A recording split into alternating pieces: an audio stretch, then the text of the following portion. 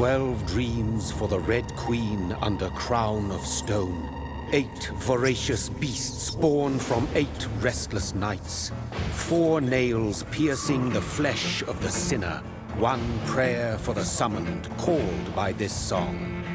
'Tis perhaps the countdown to oblivion for the once proud city of London. 'Tis perchance her inhabitants' last dance alone to face death and pestilence. Confronted by the eerie and unknown, mortals became desperate for answers. A flock's flight makes for an omen, the falling of a star a dire presage. Turning to priests for interpretation when there was no reason to be found. When religion failed, men turned to science. I saw them build such vain cities, crafting machines made for endless war. New questions flourished as old answers withered. What is darkness but lurking sun? What is wall but enslaved stone? What is glass but tortured sand?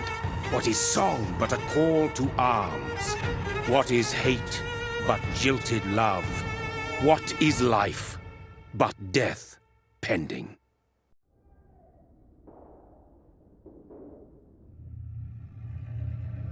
Death.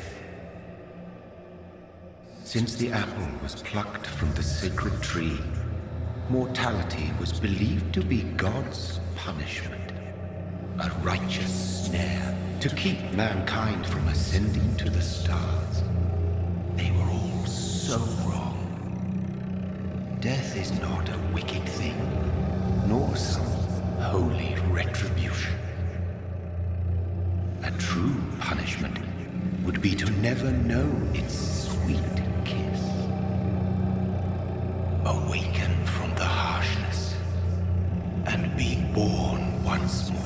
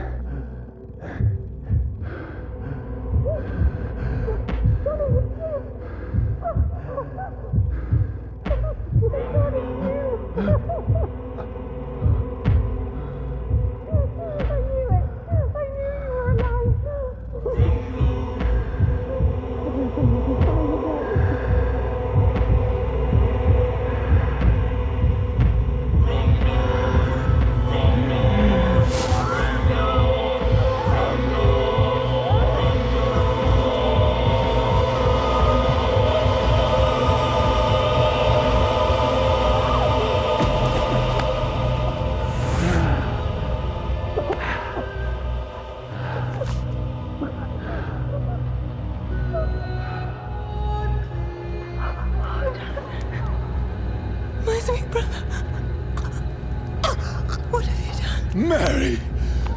Oh, no! Mary!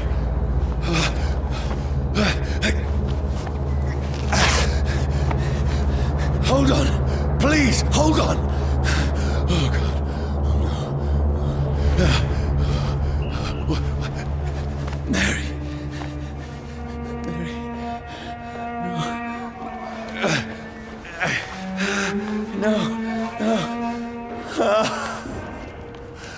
This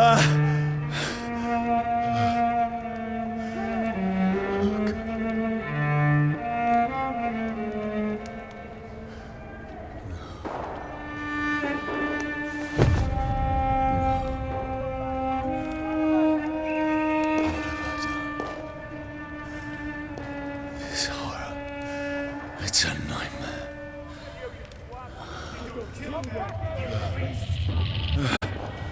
No! Please, a moment, let me explain!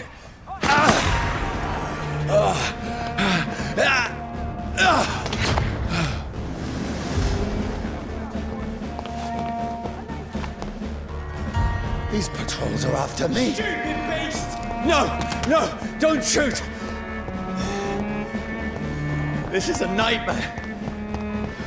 I need to get out of here. This can't be happening. Over there! There's one of those. There's one of them. No, please, stop!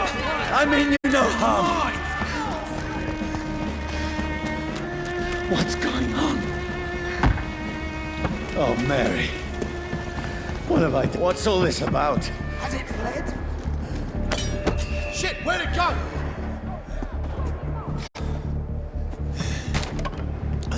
Now, I can defend myself. Kill that thing! Over there! Who are you? Stay back! Sorry, but you left me no choice.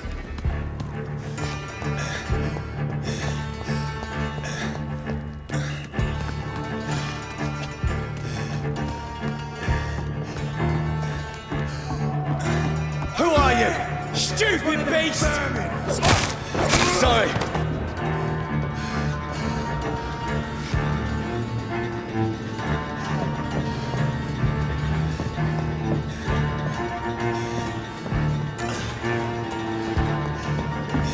Cross the lanes, boys! No, please, stop! Let's see how it's... Who are you? There's one of them vermin!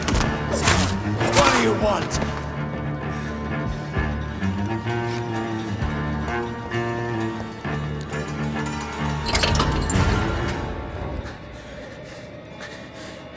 I mean you no harm. I need help. Die, you fucking leech!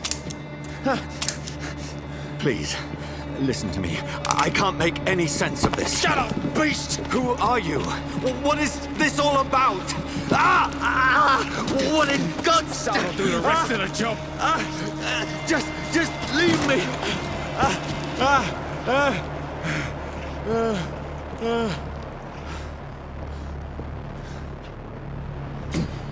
The sun. It feels like it's burning me to the bone.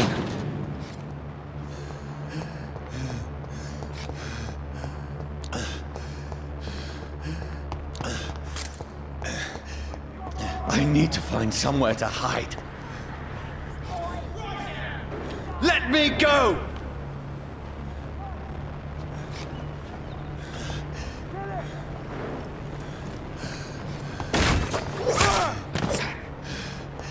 I need to find shelter.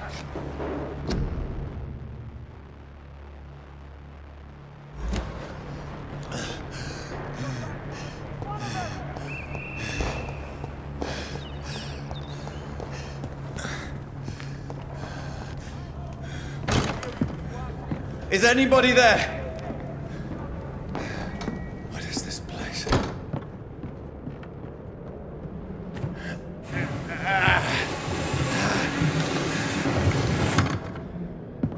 The place seems abandoned. I should be safe enough here.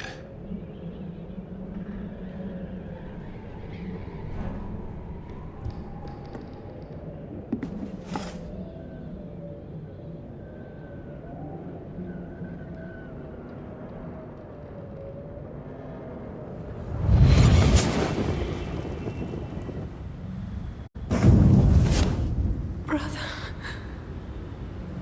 what have you done? Mary! Mary! Mary, I'm sorry. Whoever did this to us, I will find them.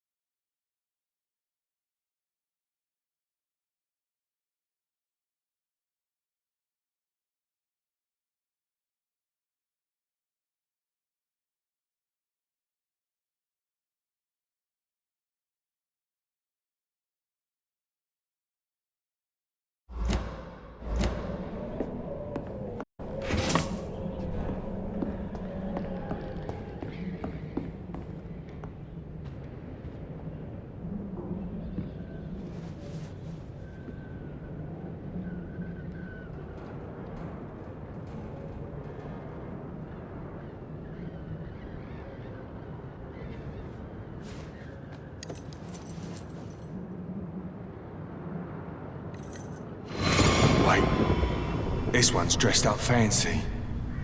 Let's run through his pockets. Picking the dead's pockets? Are you serious? I've still a rent to pay. He's got no more responsibilities.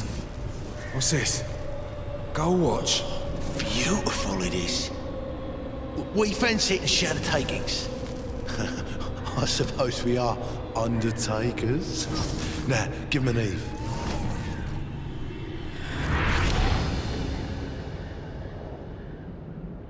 That's impossible.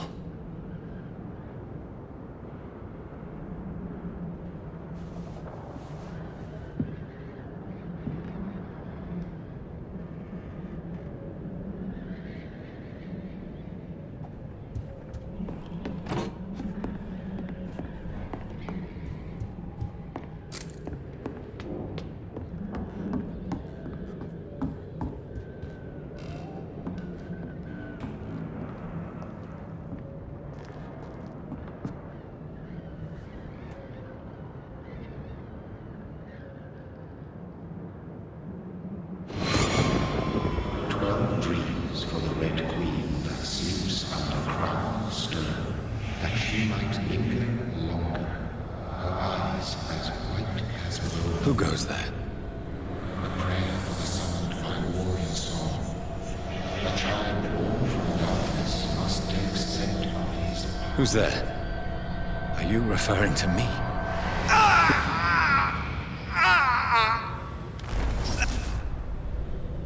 No! No! I still have so much to accomplish.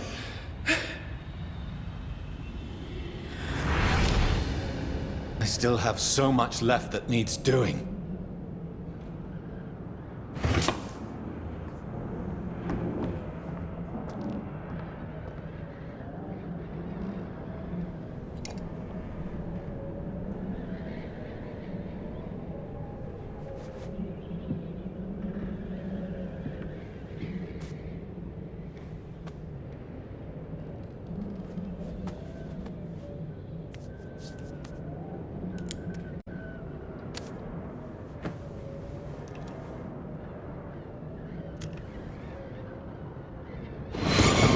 Johnny, this one's lost. We need to leave. And now! No! There's time. I can save him. That's the enemy coming!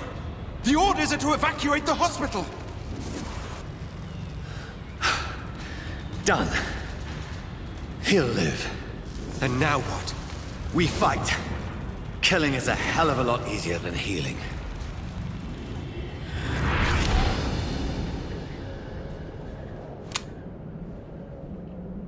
No, it never got easy.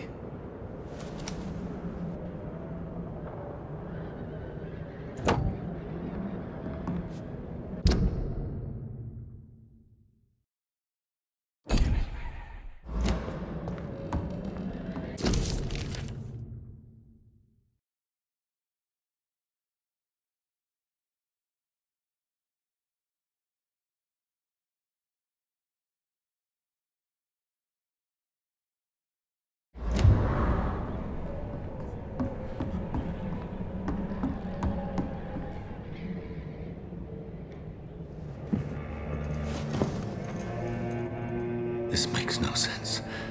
None of it. No sense at all.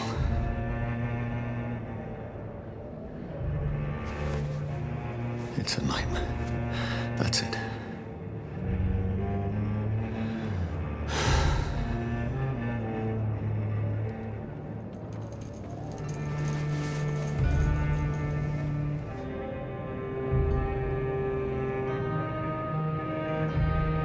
So be it.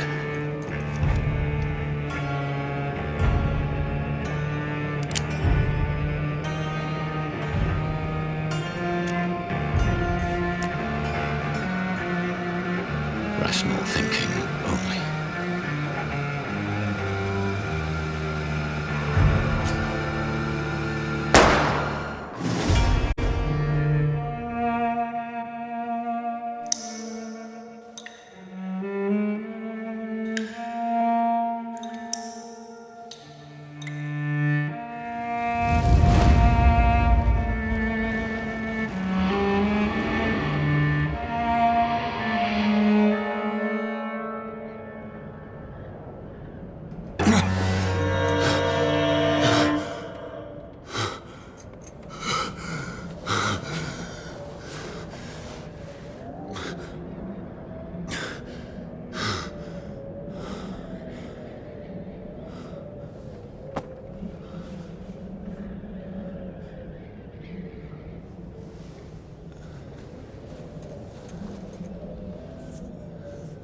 This is absolute madness.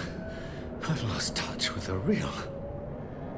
Madness it is, as mad as the moon, who turns blood in sunlight into a glowing reflection.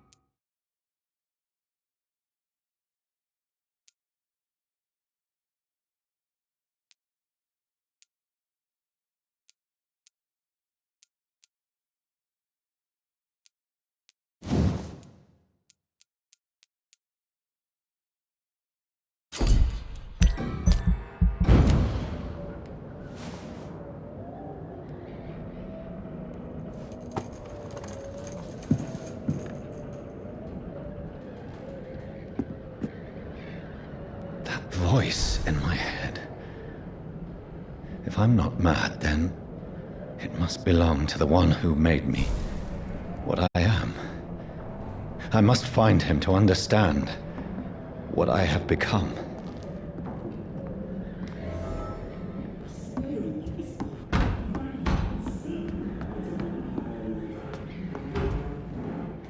Where is it? It's closed. These people want me dead. I need to leave now.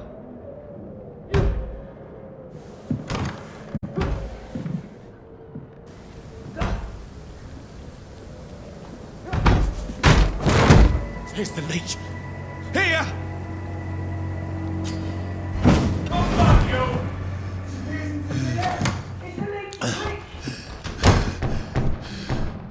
My head's spinning.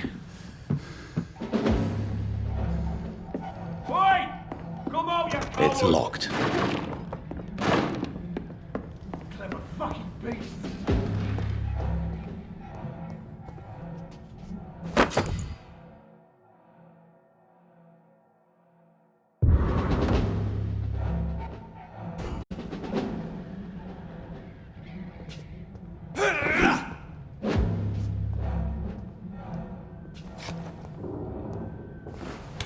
I'm still in Southwark.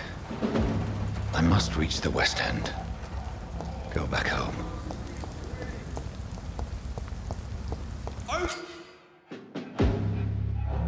Die, vermin! There's one of them vermin!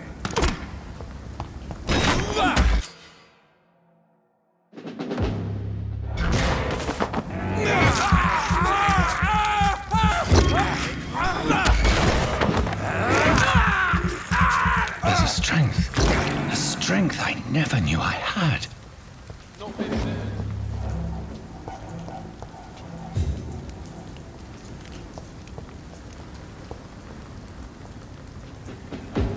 See them fancy clothes? This one's top! This shouldn't be possible. Filthy piece of shit!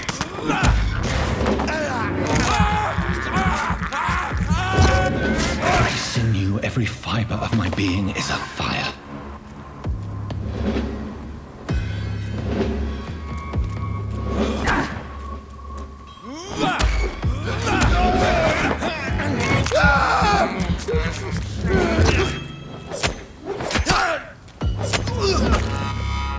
My strength, my reflexes.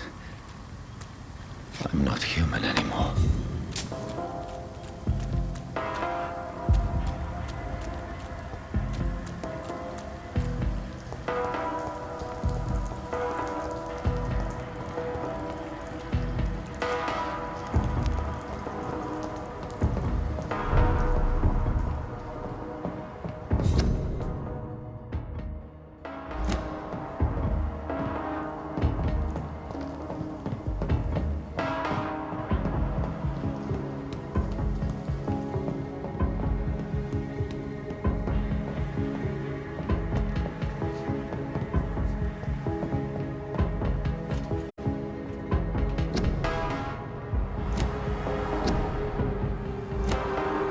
My poor sister. If only I had controlled my need for blood. Mary, someone will pay for what happened to you. For what happened to us.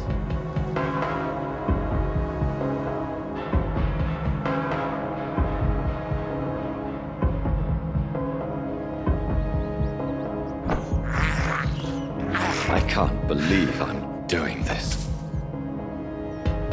I cannot enter. It's locked.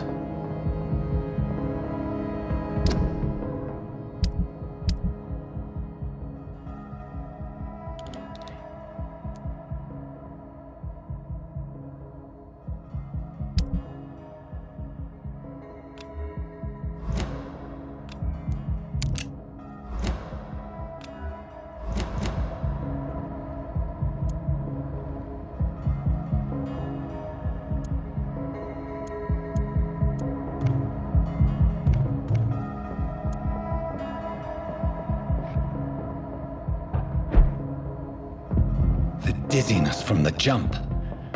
I can now control it. It's locked, all right.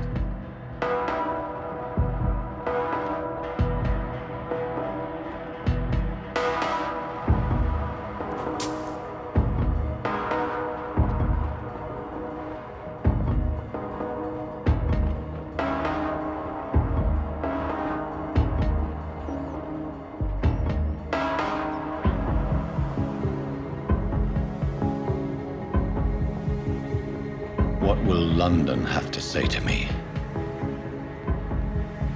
I've so many questions unanswered.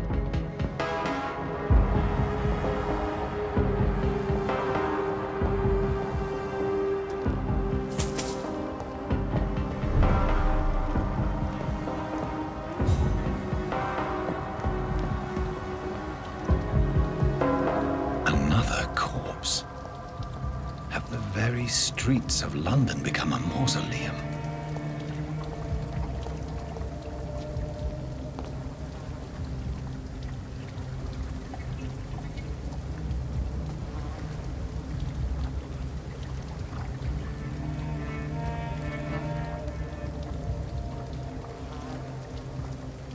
The man has been drained of all blood, but I can still smell the scent of it. I follow the scent's trail. Perhaps it will lead me to my assailant. Fresh blood. The smell is so strong.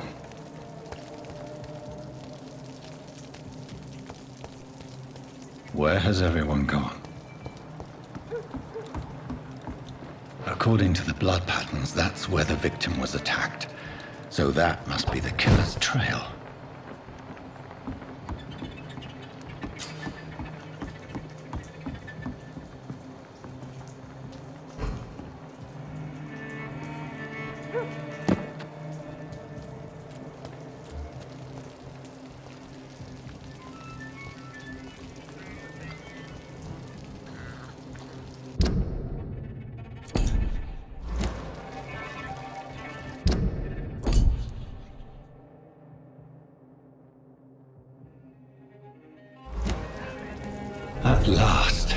a little life.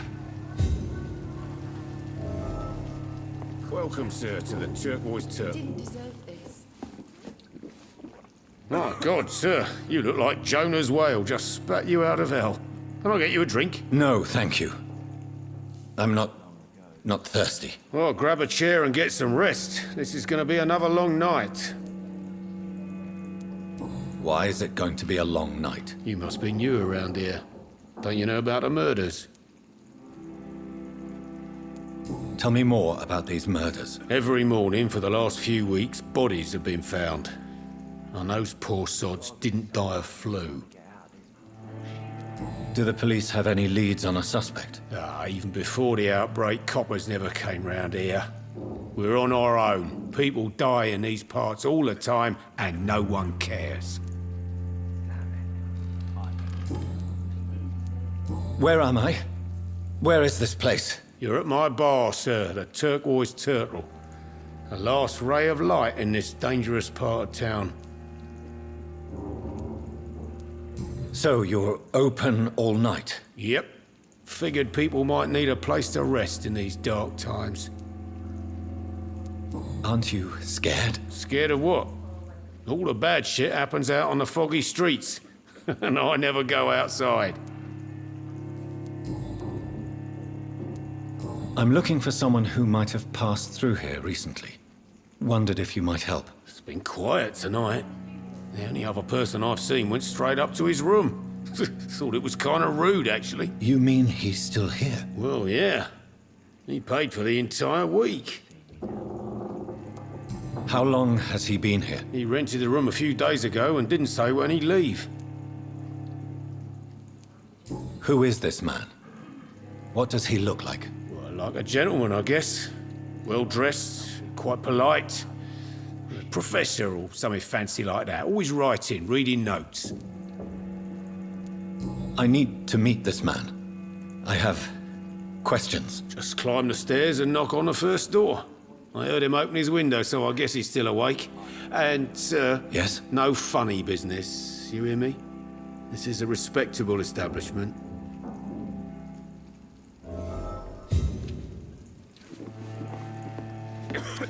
Good evening, sir. I wondered if I could ask for your help. Wow, you look like you need a drink. Yes. I apologize for my outfit. It's been a long night. Been there, seen that. Don't worry, things can only get worse. Has anybody entered the bar recently? Can't say. Sorry. I spent the night making love to that gorgeous bottle, see? This is important, sir. Are you sure no one has come in here in the last few hours? I don't know and I don't care. This is a free country. People still have the right to come and go, don't they?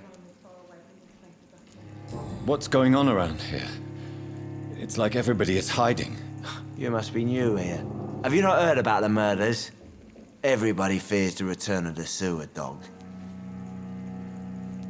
Who is this sewer dog? It's the local bogeyman.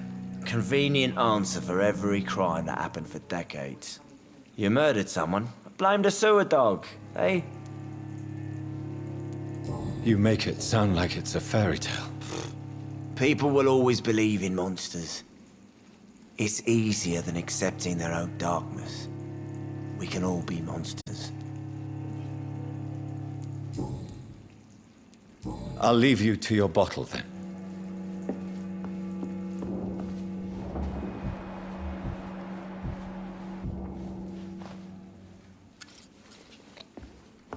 Are they stupid or something? I've never even been to India. There's gotta be something can be done to get out of this bullshit mess. Hello, sir. No? Are you all right? Is there any way I can help you? I don't know. Maybe you could just talk to me. Maybe you prefer to speak with Tom, then. He's more agreeable talking to strangers. What's going on around here? Where is everyone? Too many dead, sir. First the epidemic, now all these terrible murders. The murders. What can you say about them? Bodies found in the streets every morning. Drained of blood. It's just horrible. Some say the sewer dog is back. The sewer dog? What's that? No one knows. People have always disappeared around these parts. The ancients say it's the sewer dog coming out to feed. But now he's killing in the streets. What have you heard about the epidemic? There's a Spanish flu. Yeah, killed so many last summer. Thought we'd seen the last of it. Dozens dying every week. Are the authorities doing anything? Nothing. There are so many quarantine zones in London now. It's gotten really hard to travel across town. What is this place? This is Tom's bar, a turquoise turtle. I'm the barmaid here, Sabrina, if you want to know. Are you always open this late at night? No, it's only since the epidemic started. Tom thought that people may need a safe place to stay. You don't seem to have much business. Where is everybody? Well, most people are sleeping right now. And those that are awake tend to avoid going out. What with the murders and all. I just want to talk. I didn't mean to scare you. I'm not afraid, sir. It's just I've other customers to take care of. I only see one customer. Oh. Well, yeah, of course. I mean, I best check on them. I'll leave then. Thank you.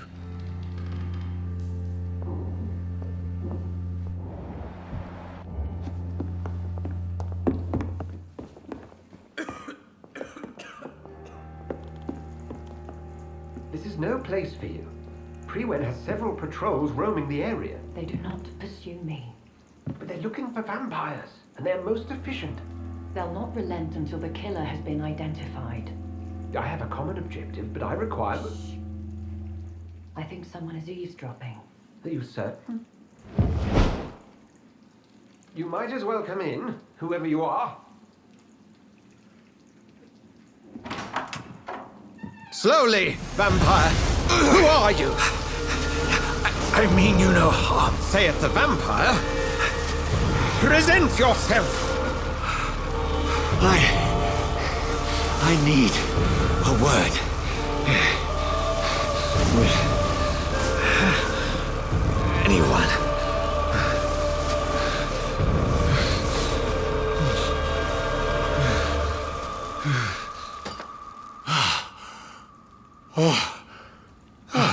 Well, that's something I can do for you.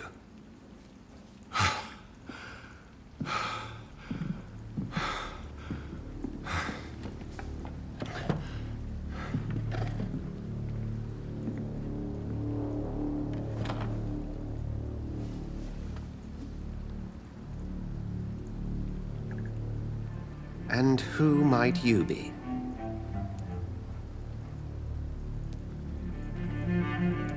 I'm not sure that I know anymore. Might I at least learn the reason of your presence? That's none of your concern. Sir, you have entered my room in the middle of the night, pale as a corpse and shaking like a tree. So please, indulge me. Someone is molesting people. In fact, killing them. Biting them. The calling card of a vampire. Like you. You seem the expert. How would that be? I have my secrets, as you have yours. Then if you are not a vampire, who or what are you? Dr. Edgar Swansea of the Brotherhood of St. Paul. I am performing an independent investigation here in an attempt to understand precisely what is going on. What have you uncovered concerning the murders? It started a few nights ago. Rumors of violent murders. The docs have always been, shall we say, somewhat unsavory. But this is different. How different? A vampire is at work here. Famished. Reckless. It must be brought to ground, and quickly. I heard another voice, that of a woman. Who were you talking to? Ridiculous. I've no idea what you're talking about. Something tells me not to trust you. Then the feeling is mutual. And what exactly is this Brotherhood? Sir, if the name is not familiar to you, then we shall discuss it another time. Then help me find the culprit. I may. If you'll first tell me why you opened this door. I followed a trail. The scent of blood from a recent victim. It led me here. You thought I was your aggressor. That explains a great deal. We're both chasing the same shadow. Perhaps. This is all new to me. I'm not even certain what I'm looking for. You should let me handle this affair. You've no idea what you're up against. No. I will find the monster. He is mine. How will you do any better than I? But then let me ask you this. What are your intentions if you find the killer? I'll end him. Then I can only wish you good hunting. And pray we shall meet again.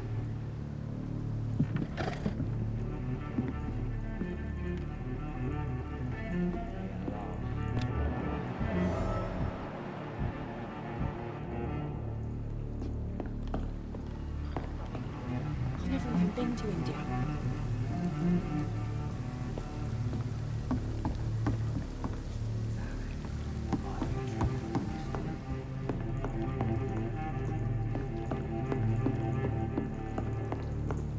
I cannot enter. If Swansea is not my attacker, it means somebody else came here tonight. There's gotta be something. Someone must know something.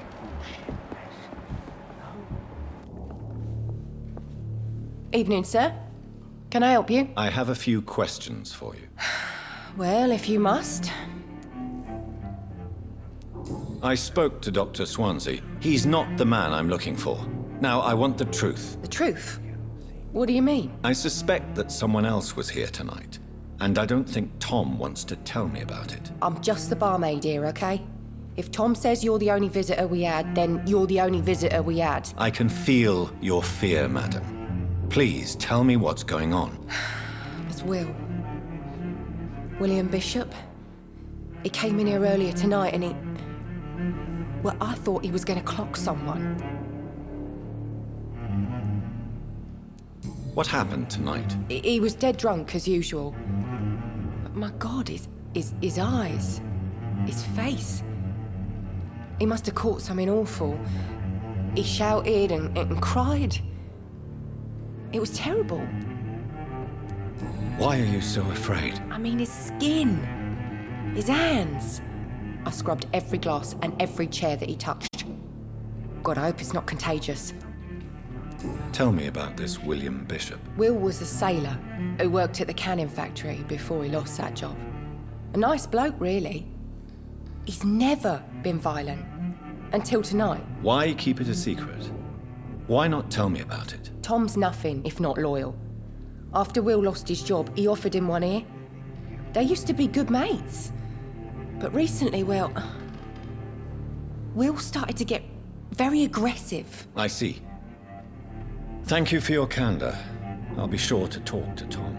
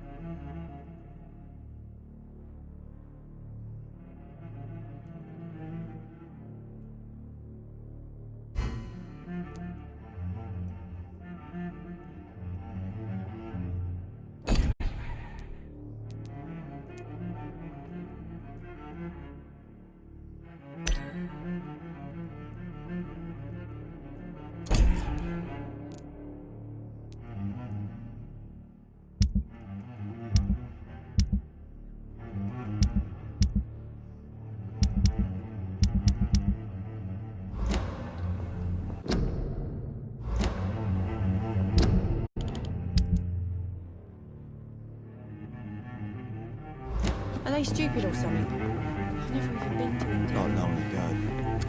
Hello, sir. May I disturb you again? And you're still ugly as sin. I'll leave you to your bottle then. Welcome back. Did you find what you were after? I can't say I have. Are you sure no one else came into your bar before I arrived? Hey, I told you, you were the only other stranger I've had.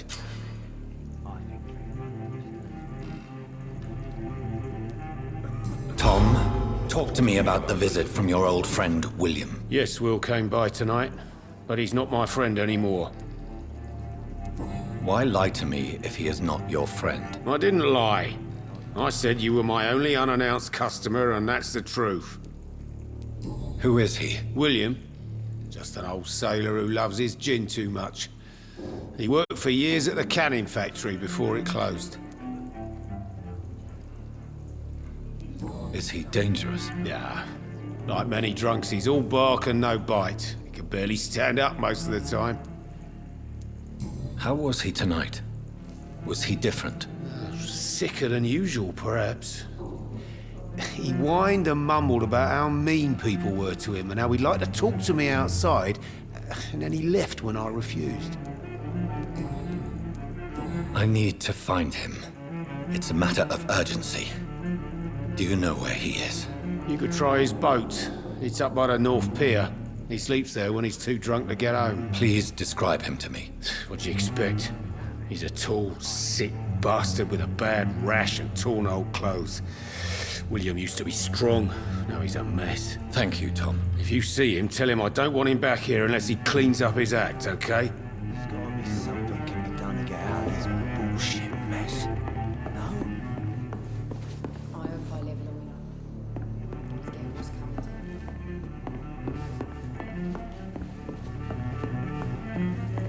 me. It's locked, all right.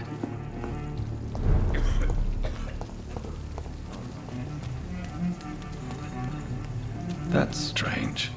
The trail is very erratic, as if the killer was drunk or hesitant.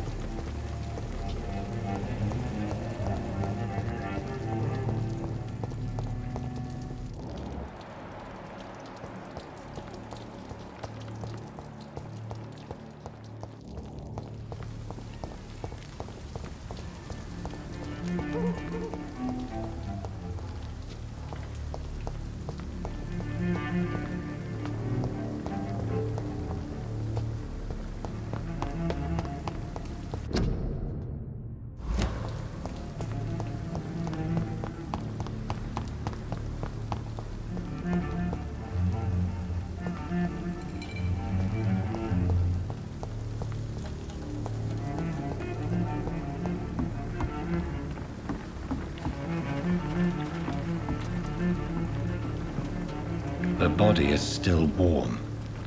This man has just been drained of blood. What's this? Some sort of note.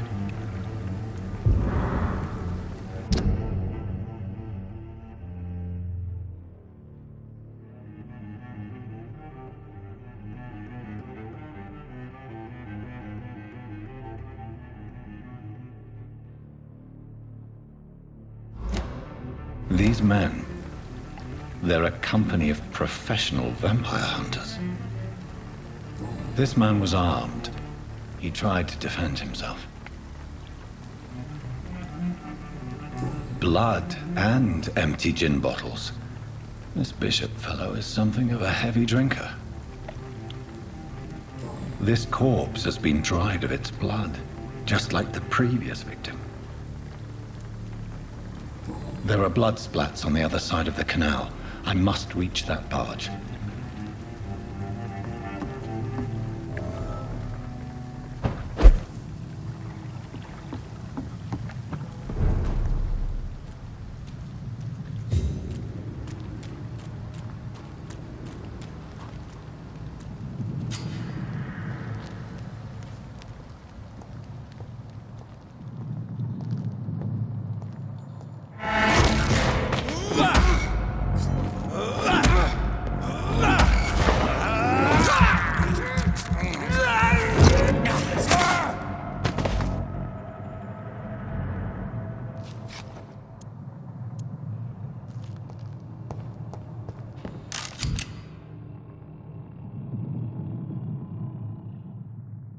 ammunition crate.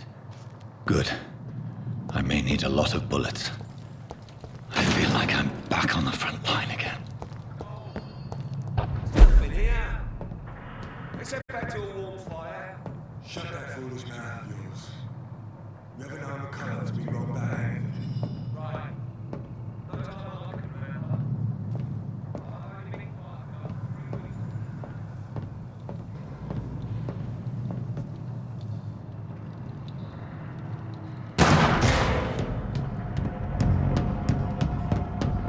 Over there!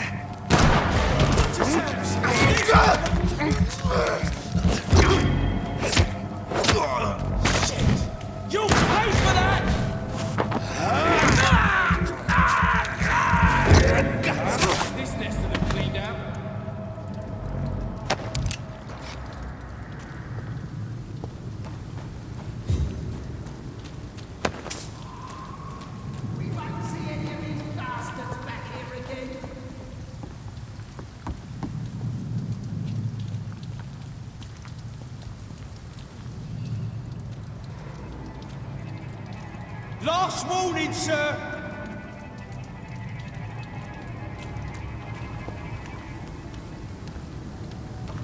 I like their screams when you burn them alive.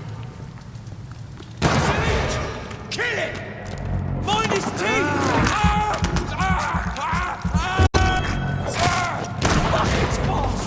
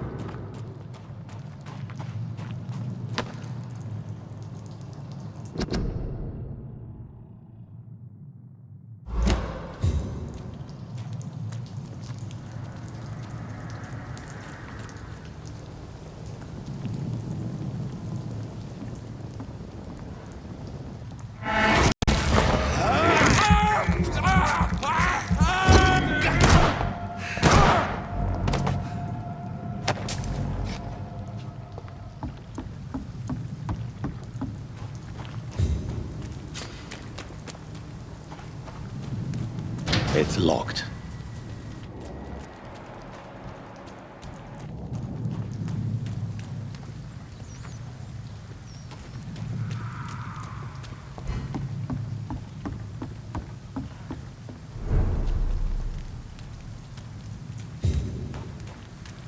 It's locked, all right.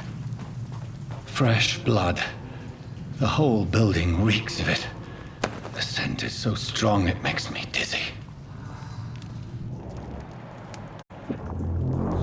Is this first, you see? I'll need a drink. I'm so thirsty, William. As one, we shall overcome this. We've done it before. No. I had a drink outside tonight already and it did not quench my thirst. I must have more. Oh dear God, not again.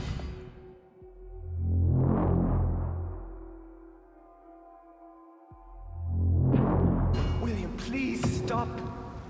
Just a sip, I promise.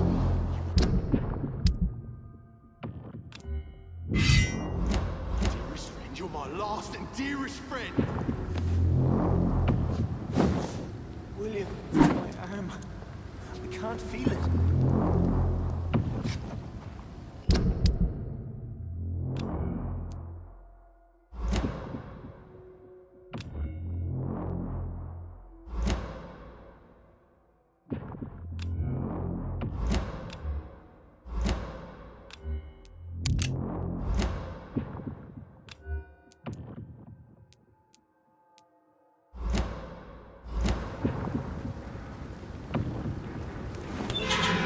This place reeks of bloodshed. This creature is bedeviled. I can't must stand it put anymore. it down.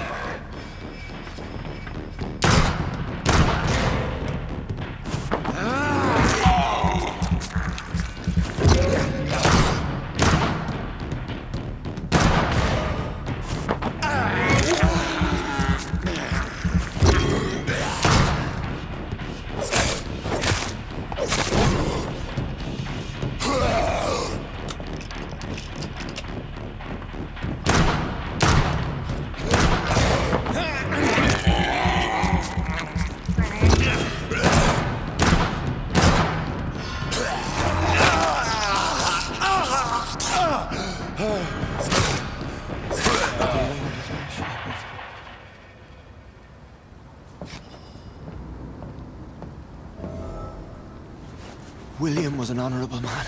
I could have saved him. Mr. Hampton, are you in there? I knew him well, another lost soul, a kindred spirit. Sir, listen to the sound of my voice. I'm a doctor. You're suffering from shock. I must return to my flock. They'll stray without me.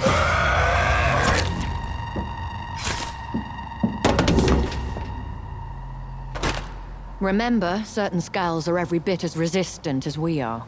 Who are you? What do you mean by Skal? You truly are a newborn. I should have realized. Wait. You are the woman from the bar. Are you like me? Can you help me? I believe, sir, I already have.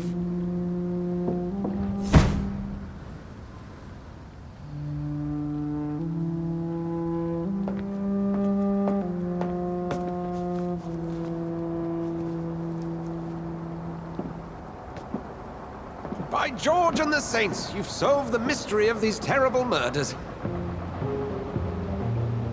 Patience, good fellows, I've come to offer help. Just give me a moment to secure my boat. We can leave this awful place. William was not the evil man they claimed. He was just taken by the thirst. He needed his drink. This man requires medical attention. We'll see he gets to the nearest hospital. No, please, I must tend to my fold. My flock needs me. There, sir. Go with the good Dr. Swansea. He's resourceful, and I'm sure he'll take good care of you. You'd best come as well. The sun is soon to rise, and you'll need a place to rest. I just need a moment. If I can learn something about what has happened to William, I'll be a step closer to understanding what happened to me.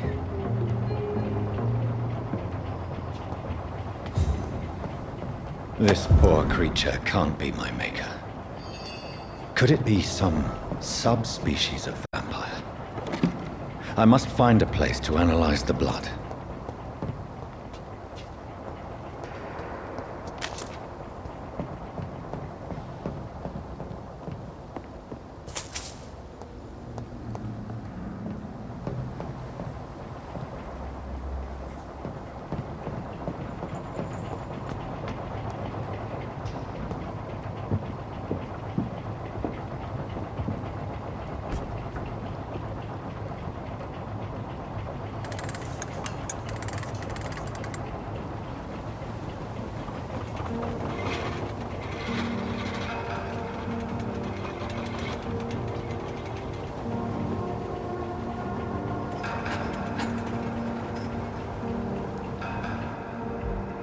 Where are we headed?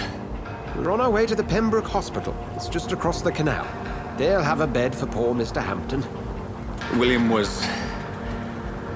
What manner of creature was he? Predator, prey, villain, and victim. Who can say? The important thing is that he's been stopped. Duly noted. And the woman? What... Who is she? What woman? Oh, don't play me for a fool. You used me to locate that skull. You must know who she is. And I thought you a gentleman. You shouldn't talk about a lady behind her back, but I will tell you she values her privacy. Were London as peaceful as she appears from the middle of the canal? If only that were the reality of the situation. To be honest, I've always tried to avoid this part of town. Pembroke Hospital is the last bastion between the rest of London and the epidemic. The flu has decimated the East End and the war still rages. Welcome to the front lines of a plague. This is where you work, Dr. Swansea? I am the administrator of Pembroke Hospital. I thought you were here in service of your mysterious order, the Brotherhood of... Of St. Paul's Stole, yes. But first and foremost, I'm a man of science. A physician, like yourself, Dr. Reed. How do you know who I am? No need for modesty. You are Dr. Jonathan Reed, a surgeon of some caliber and renown, if I'm not mistaken. You are correct, sir. I knew it. I had my suspicions. But when you took the blood sample from the corpse of poor William, I was certain.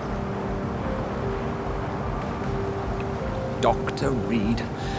Marvelous. Have we met? I attended 3 of your seminars before the war. I have the utmost admiration for your research. And what a turn of fate.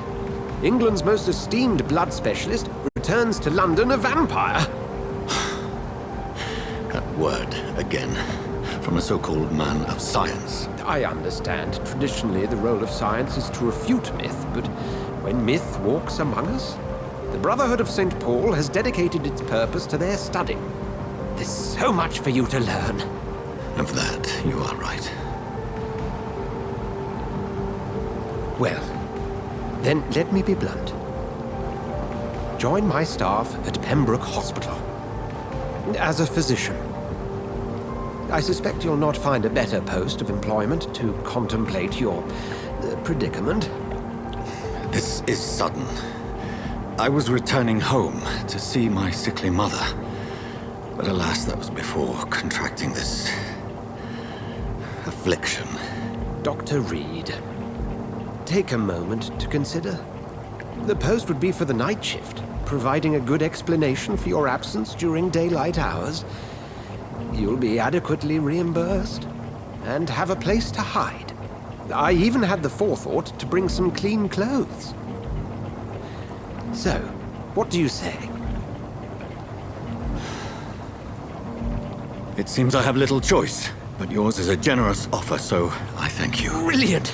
Oh, Jonathan, this is one for the book, and the beginning of a beautiful friendship.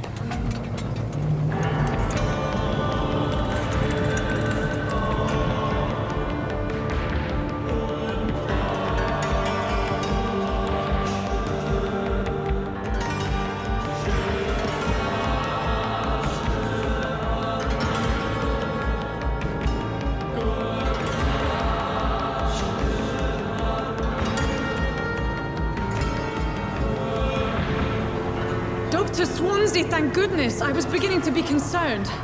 Worry no more, Nurse Crane, for I bring good news. Oh, Doctor, what a night. We lost 2 more patients. Nurse Scow said she couldn't take it anymore and resigned. Yes, well, I'll make a new rota in the morning. In the meantime, find a good bed for Mr. Hampton. Be sure to pay attention to his needs. Of course, Doctor. Oh, and Dorothy? Yes, Doctor? Dr. Reed here has just returned from the front. He served King and Country and will be joining us here at Pembroke. We're very lucky to have gained a surgeon of his talent, and one so experienced in blood transfusions. That is good news indeed, Doctor. Oh, yes.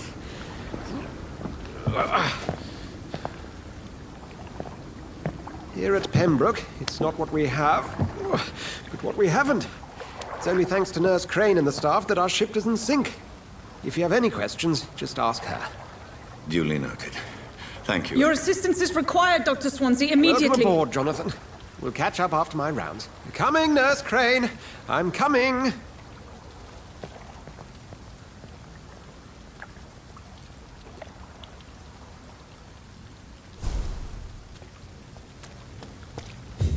It's locked.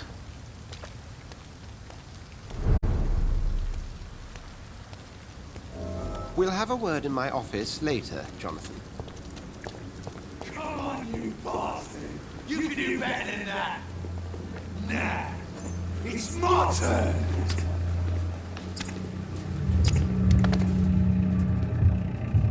Rotten or pristine, each heart contains the secret of life. Drink at this river, try it all.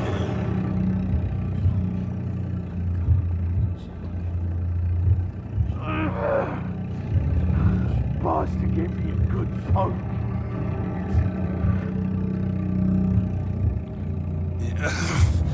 Oh, come on, you bastard! I won't bite. Sir, please. You've lost too much blood. Calm yourself. You think I didn't notice? Stop your staring and get me to an hospital, you arse! Insult me again and I'll put an end to your misery right now. All right, sorry.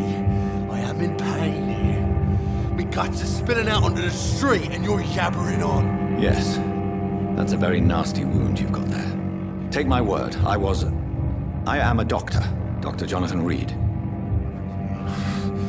Name's Clay Cox. I'd appreciate you helping me to a better place, Doc. Follow me, Mr. Cox. Let me assist you to that better place.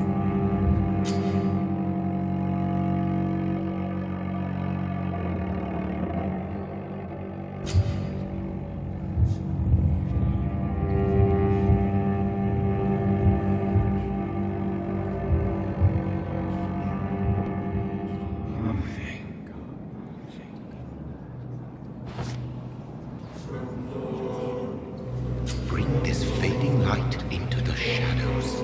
Dance with him the dance of life and death.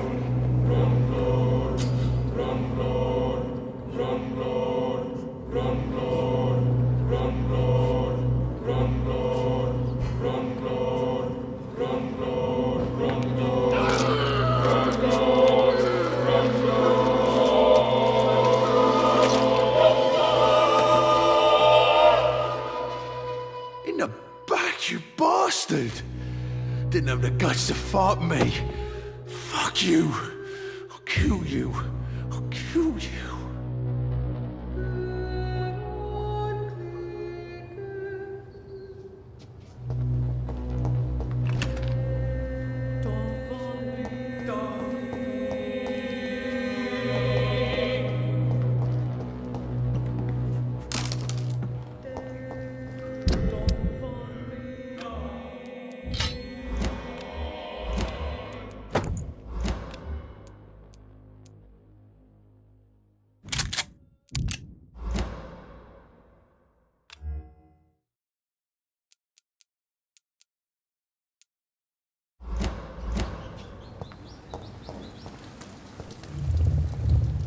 Taste a life, to embrace its most intimate secrets. Such a burden, such a divine sin.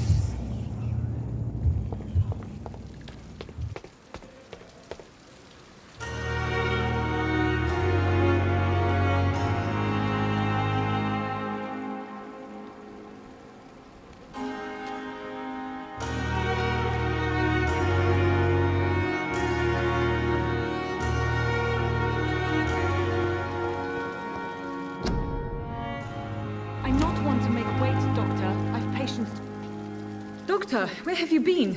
I've little time to play hide and seek with new staff members, no matter how illustrious they may be. I apologize, nurse. I needed some time to myself. This has been the longest and strangest night of my life. You delivered poor Mr. Hampton from a terrible fate.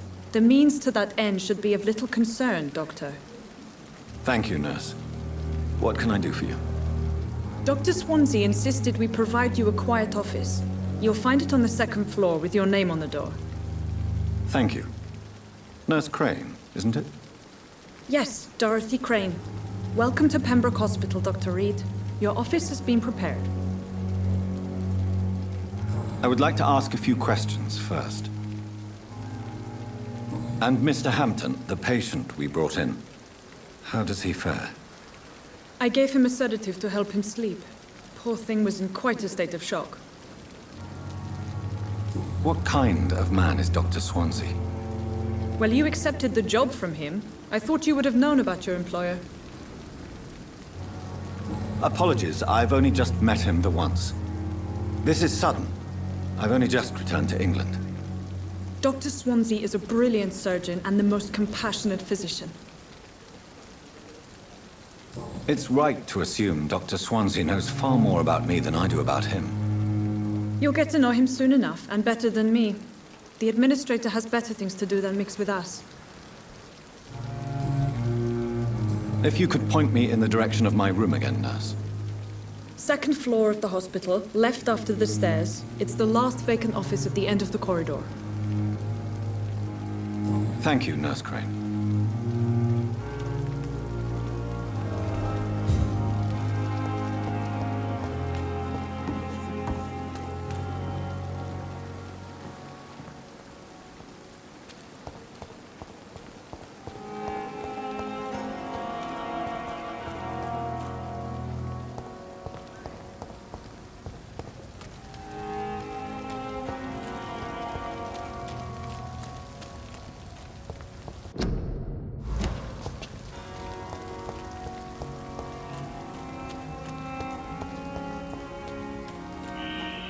Scowl voices in the garden. I should investigate. If they were to find somebody.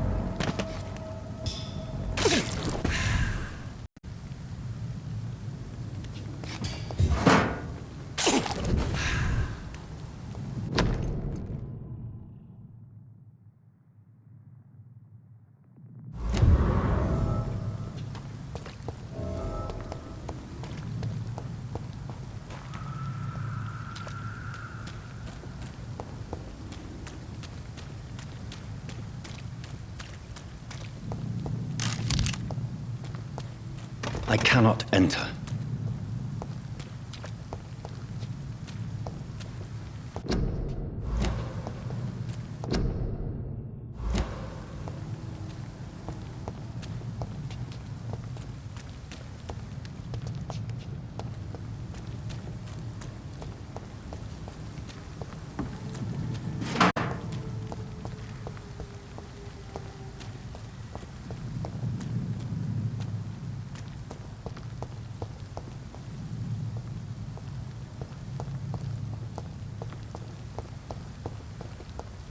It's locked.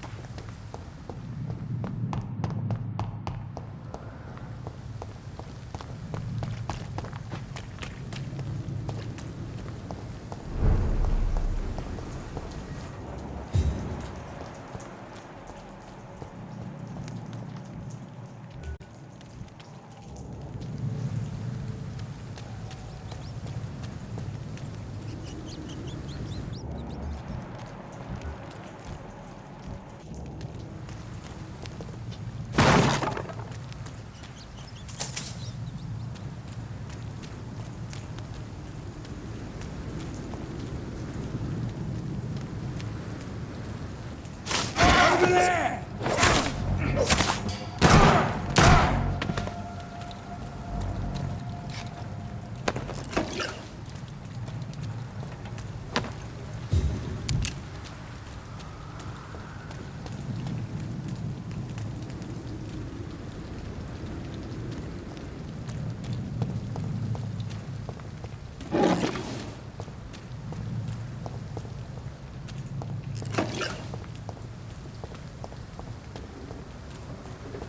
Sir, step away! Look like...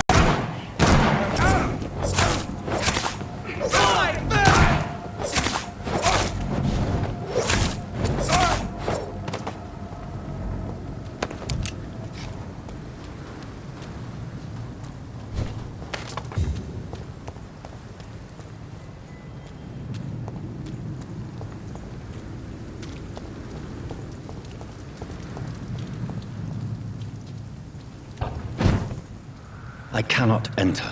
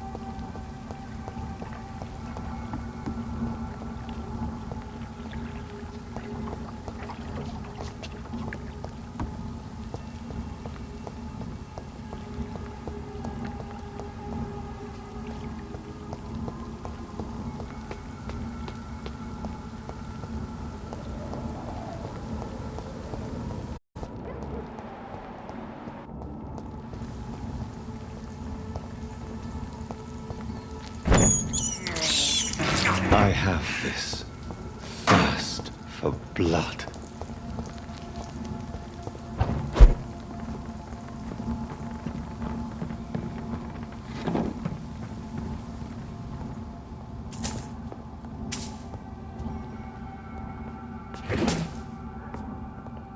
It's locked, all right.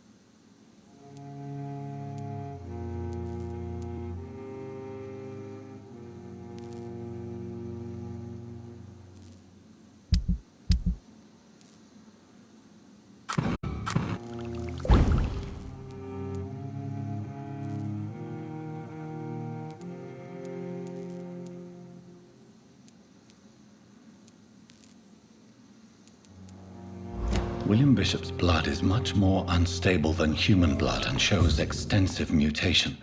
But this is not what happened to me. I must keep on searching. The sun is about to rise. I can feel it.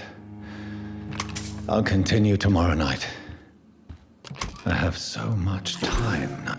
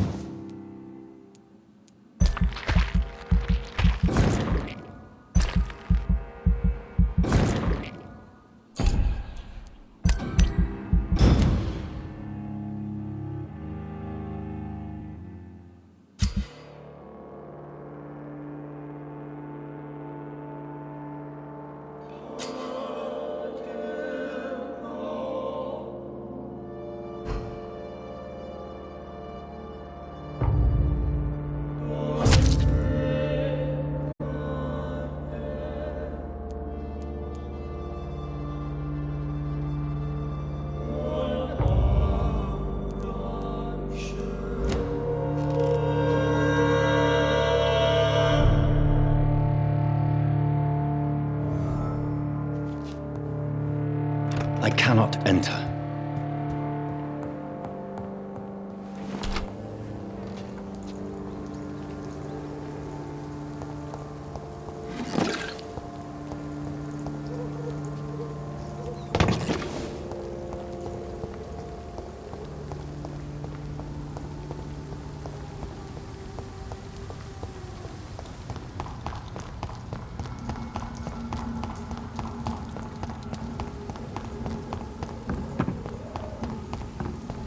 ain't safe here for... Over there!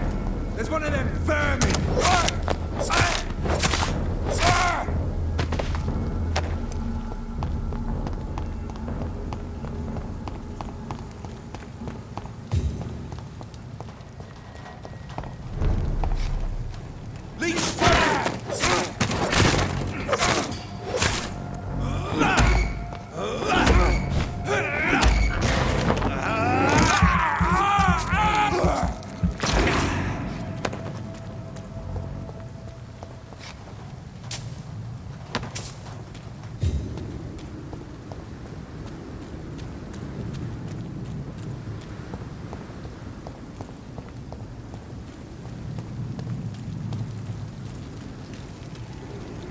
Stupid beast!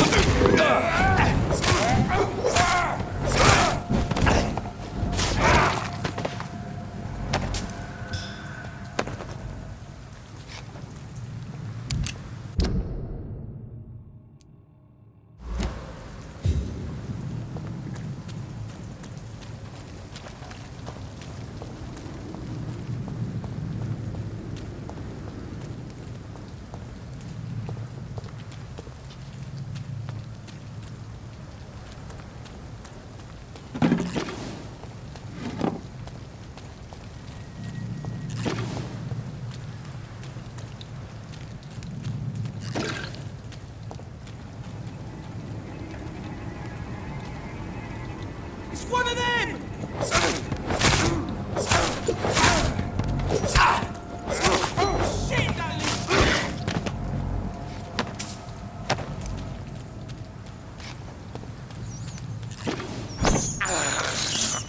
I can't believe I'm doing this.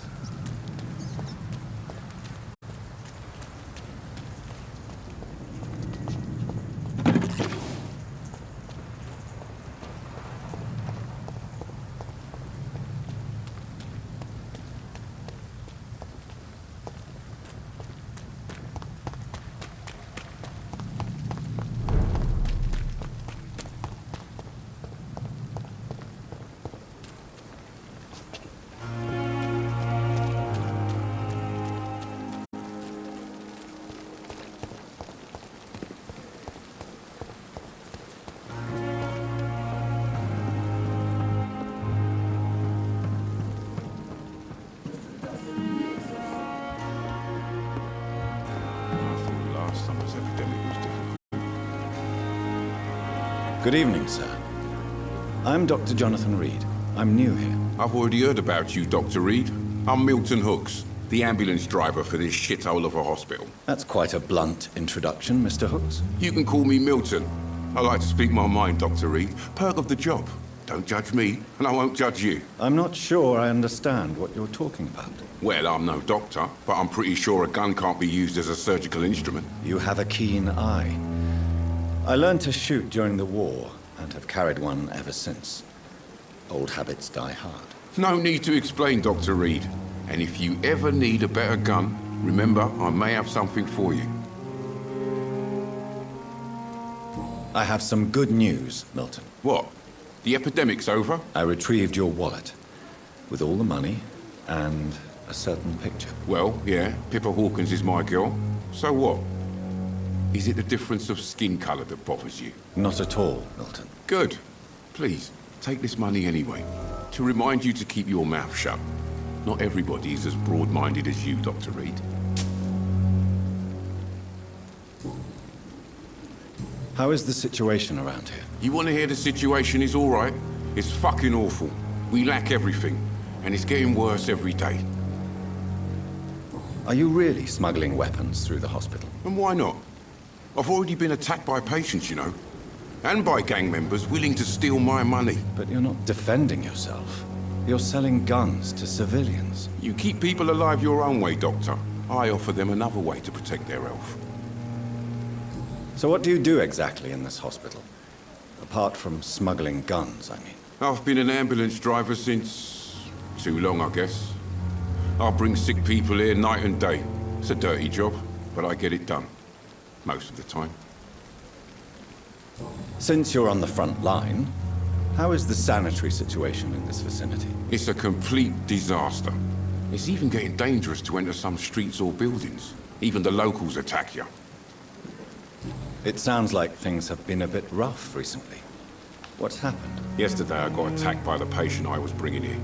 I escaped through the hospital's garden, but I lost my wallet when I was running. You left an infected patient outside the hospital? That's incredibly dangerous. Go there yourself if you want, but be careful, Doctor. I'd rather not bring your dead body back.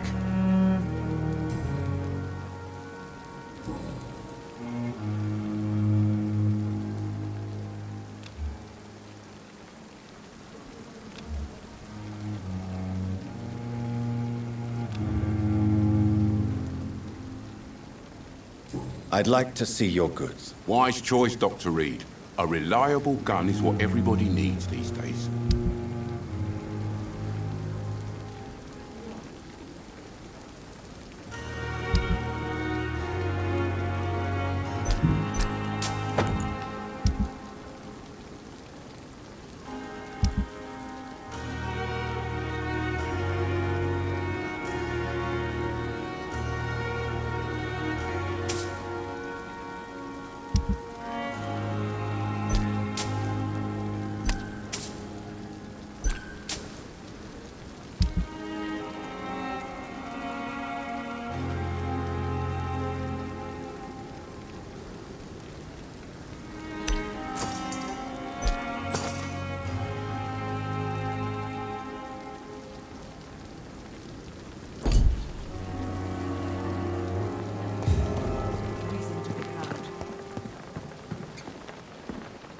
Good evening, nurse. I'm Dr. Jonathan Reed, the new surgeon here at the Pembroke. Dr. Swansea has already told us about you, sir. I'm Nurse Gwyneth Brannigan. Welcome to the Pembroke Hospital. Did he really? It's a good thing I wasn't hoping to keep a low profile. All members of staff have already read about your new blood transfusion technique. Dr. Swansea made sure of that. I see. Well, I'm a little surprised, but I suppose I'll just have to deal with this unexpected notoriety. You must know, blood transfusions are Dr. Swansea's primary subject of research. He is convinced it is the future.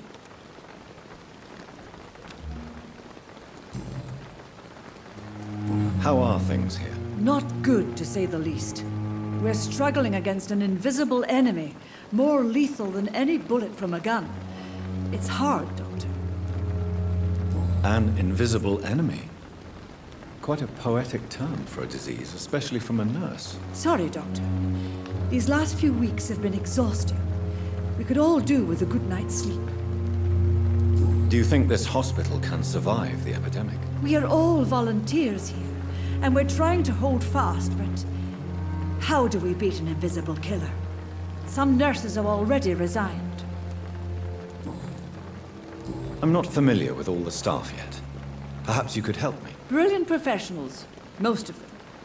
Dr. Swansea has a gift for recruiting talent. Most of them? Is there a problem I should know about, nurse? It would be inappropriate for me to speak ill of a colleague.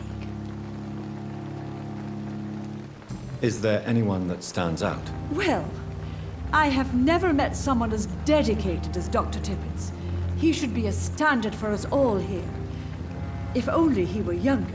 Why should his age be a problem? I guess it's fair to say he's always pushing himself to the limits. He just doesn't know when to stop and get some rest.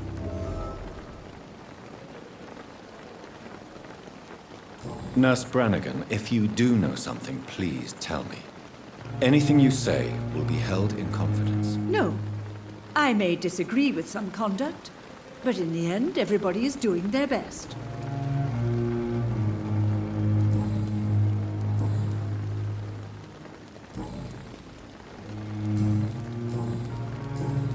Goodbye, nurse.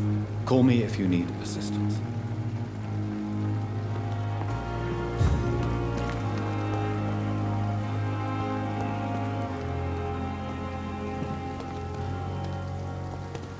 Dr. Swansea is right. This place seems perfect to conduct my research.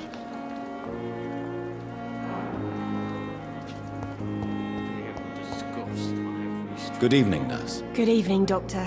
I don't think we've been introduced yet. My name is Pippa Hawkins. And I'm Dr. Jonathan Reed. Dr. Swansea has recently offered me a position in this hospital. Well, it's a euphemism that your help will be appreciated, Doctor.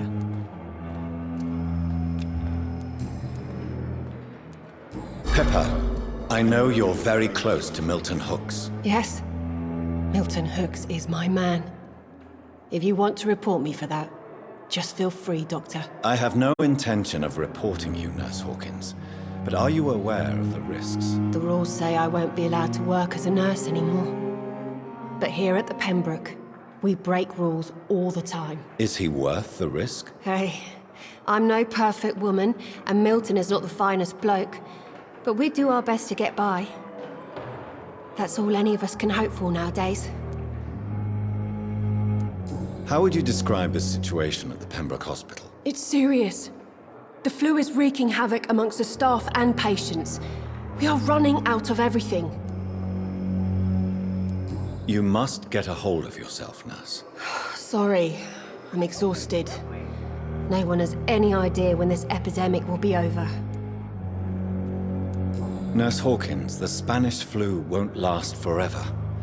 Even the Black Plague didn't kill everyone. I wish I could believe you. But what if this epidemic was worse? What if in the end, nobody was spared? How long have you been a nurse? Well, long enough to see that the epidemic is winning. And no matter how qualified you are, don't tell me you'll change that.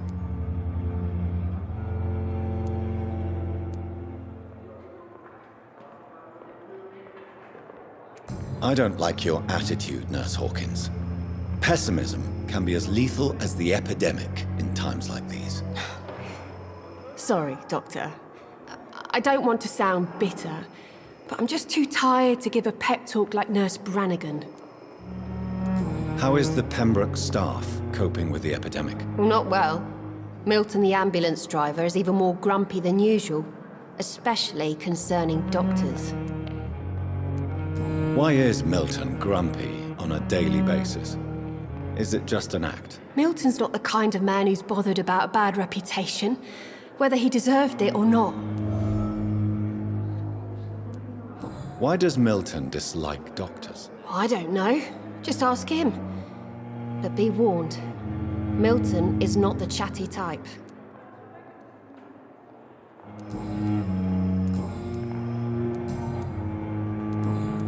Goodbye, Nurse Hawkins. See her again.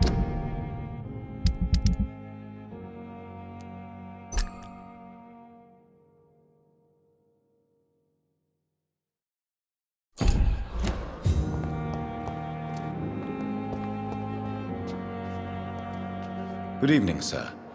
Can I help you? Unless you're here to fix my face. No. I don't think you can help me. I'm Dr. Reed.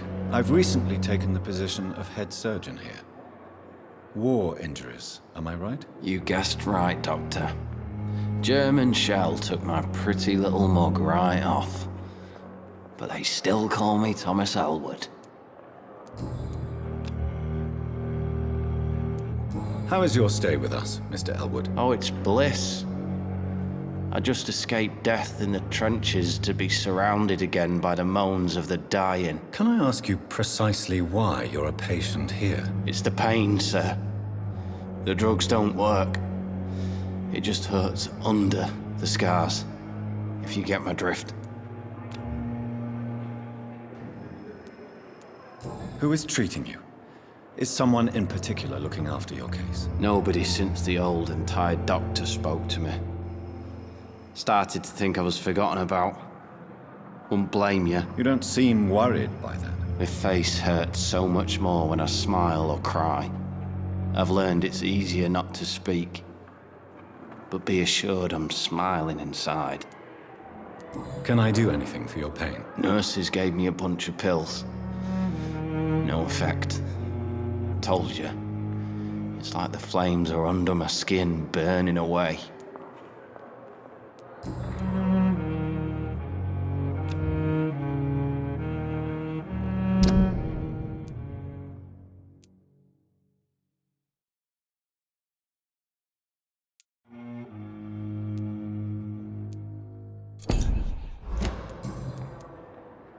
Goodbye for now, Mr. Elwood. Disgust on every street corner. The daily routine. Good evening, Mr. Hampton. How do you feel? Dr. Reed, is it? Oh, sir, I must apologize for my behavior. What do you mean? I was not myself in the factory. Fear and exhaustion made me say awful things to you, I'm afraid. You remained perfectly nice and polite. A little delirious, perhaps. But who wouldn't be after enduring an abduction? Thank you, Doctor. That's a relief. Now all I need to do is rest and return to my flock.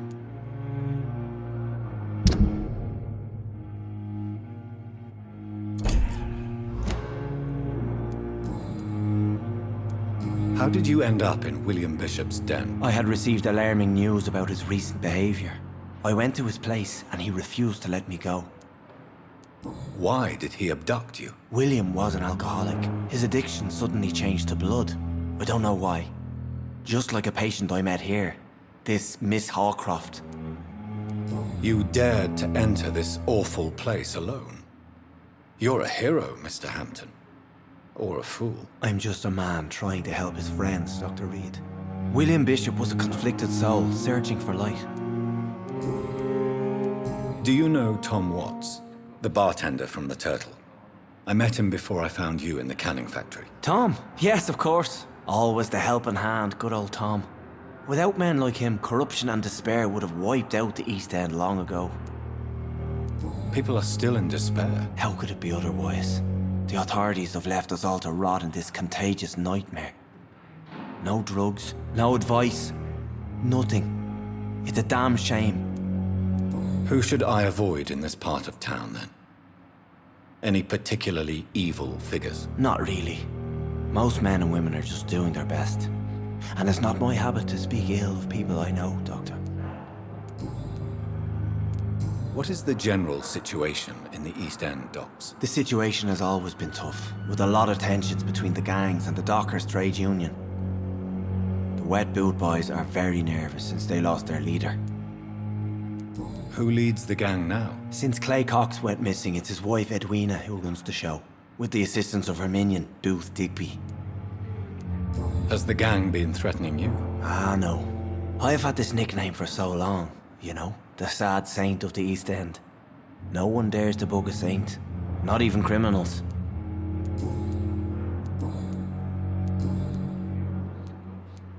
How do you feel, Mr. Hampton? I feel exhausted. Beyond exhaustion, actually. William drank so much of my blood in his madness. I feel empty. You're in good hands here. Dr. Swansea is well versed in blood transfusion, and I'm sure he'll take the best care of you. Thank you, sir. I believe all I need is rest, and then I can go back to the people who need me. What do you do for a living, Mr. Hampton? I can't help but notice the cross around your neck. I manage a night asylum for the poor and homeless of the docks, and I try to guide the lost and hesitant on the right path to our Lord. Are you a priest, Mr. Hampton? A deacon, maybe? Not at all, Doctor. I'm just a man of faith willing to preach the good word. Why didn't you use your cross against William Bishop? To repel him somehow? That's a very strange question, Doctor. A cross is no magical token, if that's what you were trying to say. Not mine, anyway. Have you made friends since you arrived? Not really, but I recognize Miss Harriet Jones. I knew her when she lived by the docks. That poor woman had such a miserable life. You never came to see her here at Pembroke? Receiving visits when sick can be an important part of the healing process, you know. We're not just bodies. You're preaching to the converted now, Doctor. To be truly honest, I thought she was dead. She left the docks many months ago. Goodbye, Mr. Hampton. We'll talk again later. It's locked. It's here again. With you at our side, Dr. Reed, I know that Pembroke will... Good evening, Doctor. I believe we're going to be working together. Dr. Reed. Dr. Swansea informed us of your arrival, but I could not dare to believe we'd have such good fortune. Such an honor, sir. Thank you. And you are? I am Thoreau Strickland, Dr. Thoreau Strickland. I'm a great admirer of your work, Dr. Reed. Please, could you tell me something about yourself? I'm a great admirer of your work concerning blood transfusion, Dr. Reed. I run my own experiments. I'm convinced it's the future. What made you choose to be a doctor? I'm not ashamed to admit you and your work have inspired me. I am honored to have the opportunity to work by your side. You will obtain nothing from me by flattery, my young colleague. Oh, I was not flattering you, sir. Not at all. Just clumsily expressing my sincere admiration. I based my technique on my mentor's research. He helped me perfect my method. What is yours? I'd rather not talk about it. For now, it's just theories and first approach. My process is purely experimental and unsuccessful. As long as you're cautious and methodical, you may remain empty-handed, but you won't fail. You're not the first one to warn me, but I am convinced knowledge is the main weapon against the ravages of this epidemic.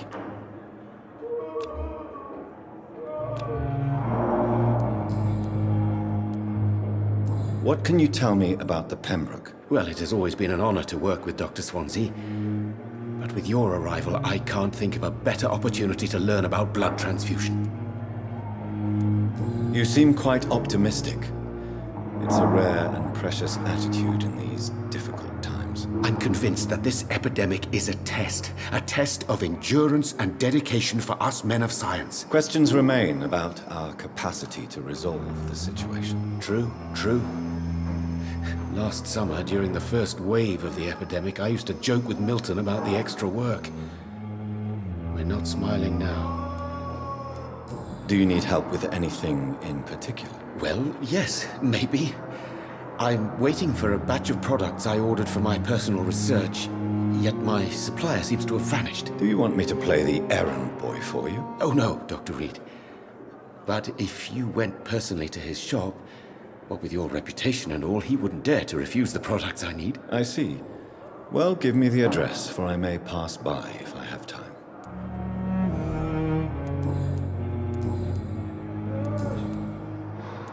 Tell me more about your willingness to experiment with new medical techniques. Harvey Fiddick is a patient suffering from a severe injury that could cripple him if not treated correctly. I'm convinced your blood transfusion technique could help him. What is it you really want? To save him, or to prove your point? Fair question. I want nothing but to save my patient, Dr. Reed. Especially since I know Mr. Fiddick's story. Tell me Mr. Fiddick's story. Our first diagnosis was compromised because Mr. Fiddick lied to us about the real origin of his injury. He first claimed it was an accident. But why would he hide such crucial information from us? Because he is a proud father, ashamed of putting his children at risk because of his own negligence. This personal involvement could also appear to be a lack of impartiality. You must know that a good surgeon must remain neutral. I agree. But that does not excuse Dr. Ackroyd's behavior, a man who did not even take time to converse with his patient. Do you think keeping his distance was a mistake? All I know is that I'm taking care of human beings with desires, hopes, and fears. Not some biological machine comprised of blood, bones, and flesh.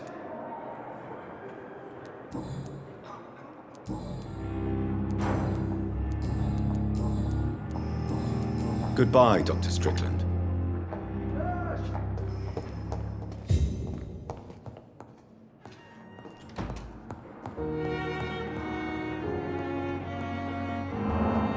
Good evening, sir. I'm Dr. Reed. I believe we're going to be colleagues. Reed? Yes, I've been informed about your arrival. I'm Waverly Ackroyd.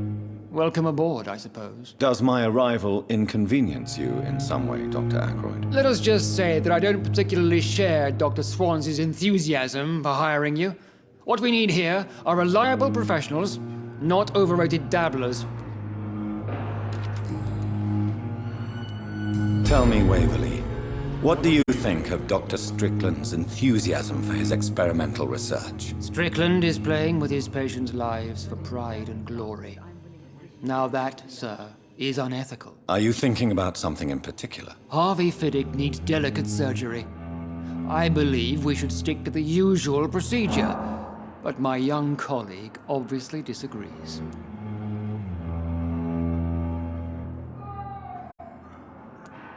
And are you not afraid that your rivalry with Strickland may be blinding you? Rivalry? I guess you could call it that. But I will never be childish enough to let my personal feelings affect my judgment. Why do you wish to lead this surgery? I strongly believe that Mr. Fiddick should not be butchered to test an unproven procedure.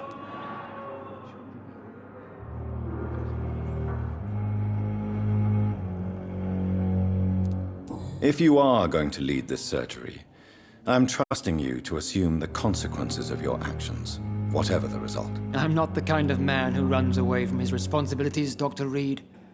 There is no need for you to be looking over my shoulder. If you have a problem with me, Dr. Ackroyd, please feel free to tell me. Dr. Swansea has imposed your presence on this hospital without asking anyone's advice. The benefit of his position. But I don't agree with it. I know we've never met before, but I believe this hospital could use all the help it can get. You will agree with that, I'm sure. Oh, but I have heard about you, Dr. Reed. Of course you can't say the same about me, since I have not wasted my time courting the press.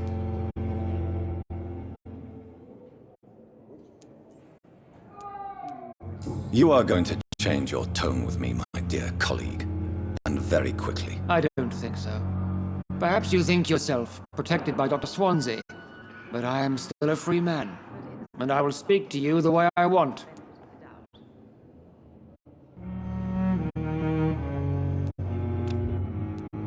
Since your tenure in this hospital is longer than mine, perhaps you can tell me more about this place. Let's just say I'm tired of the carelessness around me. I have always respected the skills of Dr. Swansea, but over time his enthusiasm has become displaced. Carelessness? Exactly what are you talking about? We're here to save lives. The people who trust us are not volunteering for experimentation. They're here to be healed. I don't intend to run any radical experiments, Doctor. Even if I, as any good practitioner should, express an interest in pushing the boundaries of medical research. Modern medical methods were created through audacity and ego. But there are rules in our line of work, and they're here to protect our patients.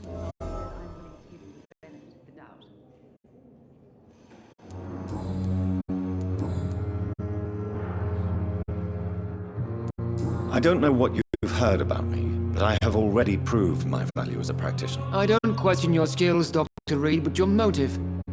Is it money, fame, or are you truly dedicated? And what exactly is that supposed to mean? I served in the war just like you. But unlike you, I did not use the wounded to play the modern sorcerer. Be careful what you insinuate, Dr. Ackroyd. I only want you to admit you used those men to improve your theories.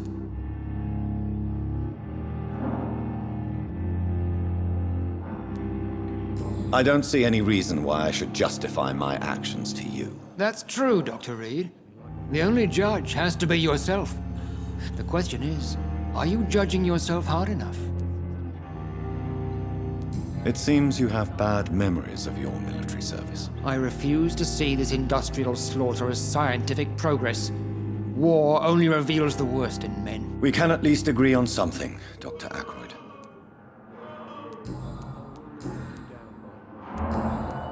Thank you for your time. We'll talk later. This hospital seems to be falling apart. But in the alright. circumstances, I'm waste willing of to give time him the with me. benefit of the doubt. What can I do for you, Doctor? Thank you, Nurse Crane.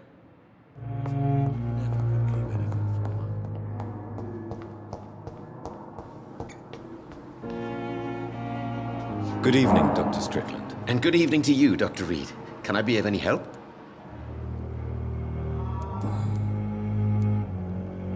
What do you think of Dr. Ackroyd's aversion to modern medical methods? It's a shame he's so narrow-minded. Dr. Swansea taught me that science is about exploring uncharted territory. I'm convinced that's true. With the influenza and all that's going on, You should put your differences aside, don't you think? Why is it so difficult to work together? I believe that if Dr. Ackroyd had been the one to discover the transfusion process, he would be the first to recommend its use. So you believe it's just a question of jealousy and pride? Dr. Ackroyd is as proud as he is blinded by his obsolete concept of medical science.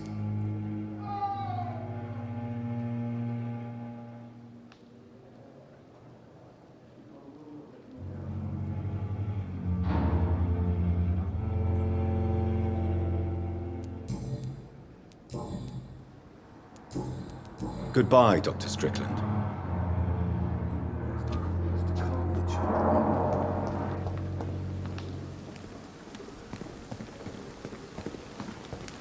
It's locked, all right.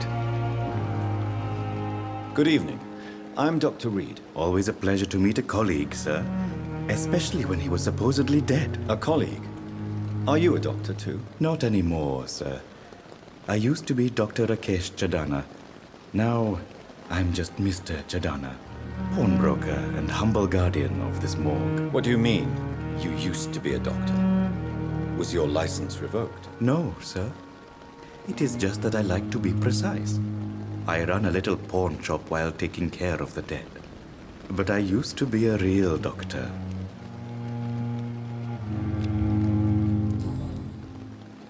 Are you afraid or uneasy being surrounded by so many corpses? Why should I? These bodies are empty vessels. Flesh left to decay. Poof! No soul anymore. All gone. An interesting point of view. And quite an exotic one, too.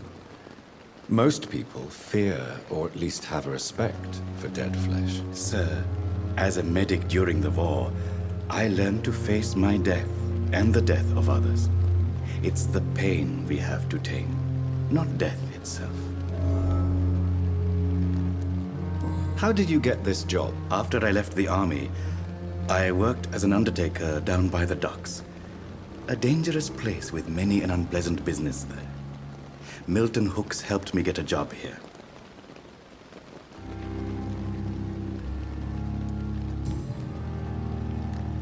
Do you work here alone? Yes, very easy work, sir. All I have to do is watch a few bodies. The situation was very different when the main morgue was still open. Why do you have to watch these bodies? Because these poor fellows have no names. We keep them in case someone comes looking for the missing. Sadly, very rarely happens. Why close the hospital's main morgue? It was for sanitary reasons after the beginning of the epidemic. Cadavers had to be moved to the nearest mass grave. Have we met before? I don't think so, sir. Why? When we first talked, you said you were glad to meet me since I was reported dead. Funny story, sir. Your sister came here a few nights ago. You were missing, and she was looking for your body. She must be very relieved now.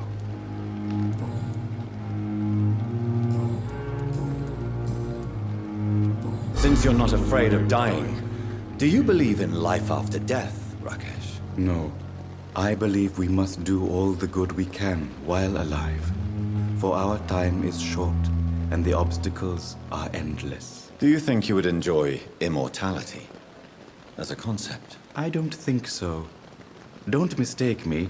I love life, and I'd like to live a long life. But everything has to decay, sir. Even goodwill. Do you really believe goodwill cannot last? As I said, sir, everything decays. If I was to never die, goodness, I would be bored or worse. And I like to be helpful, sir. Quite depressing, wouldn't you say? Yes, but the good news is, we'll all die before losing our humanity, sir.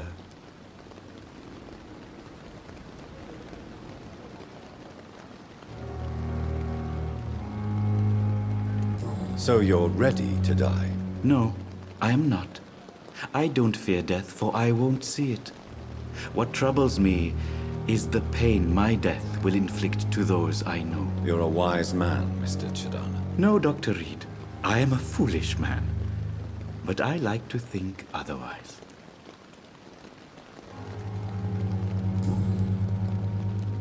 A pawnbroker? I expect you get all types of people here. Yes, sir. All kind of people. For I sell all kind of goods. Who comes here to trade with you? It's very unhygienic, even unsafe. Diseases can spread. For the customers, for the hospital. I'm very cautious, sir. I've been a doctor, remember? And all my clients are good people. In fact, I think I only know good people.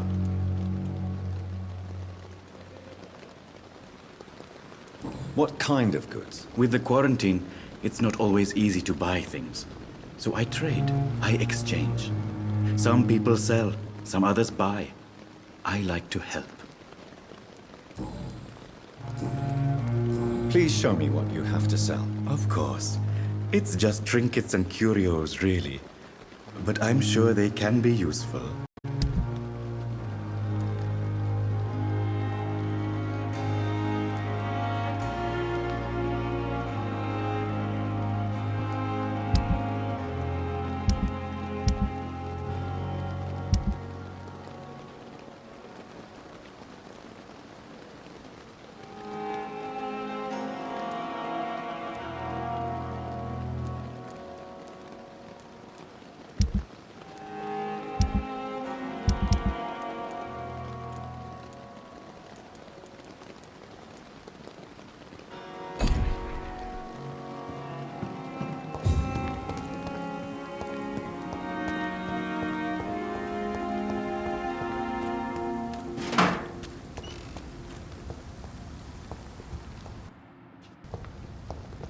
I'm sorry you ended up on my plain and cold medical bench. It's locked.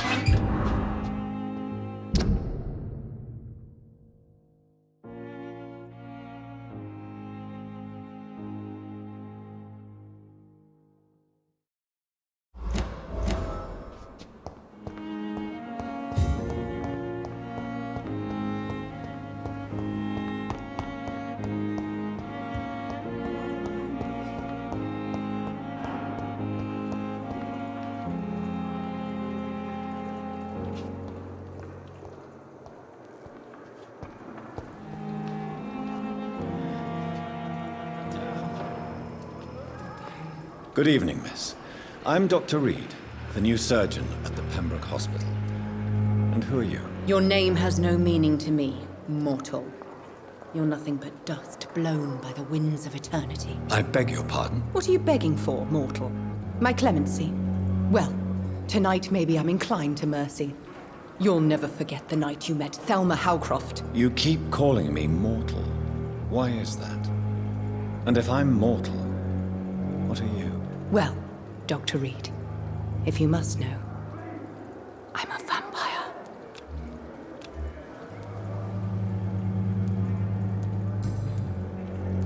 And why do you believe you're a vampire? I don't need to believe anything. It is what I am. It is what I feel within this hollow shell of flesh. Please, describe to me how you feel. What is it like to be a vampire? I can hear my body crumble from the inside as my flesh cracks and fades. I sense the last pulse of postulant blood within my drying veins. I need new blood. I see. Have you ever heard of Cotard syndrome, Miss Howcroft? Never. It's a mental illness discovered by a French neurologist named Jules Cotard. The affected patients are delusional. They believe that they are putrefying, that they are dead, a ghost or a ghoul, or in your case, a vampire. Delusional, you say? Oh, sad and petty mortal. You can't even begin to understand the concept of immortality. And you think it is I who am delusional. I'm assuming you must be a patient here. Am I right, Miss Howcroft? It's only a cover. To hide from my enemies. I can leave whenever I want. As a woman, a spirit, fog, or bat. Who are these enemies you mentioned? Can you describe them? I cannot say for sure. But I sense their eyes on me from nearby. I feel them watching me every time I visit the garden near the morgue. The staff here are not your enemy. They're here to help you, to care for you. I'm not speaking of the doctors in white.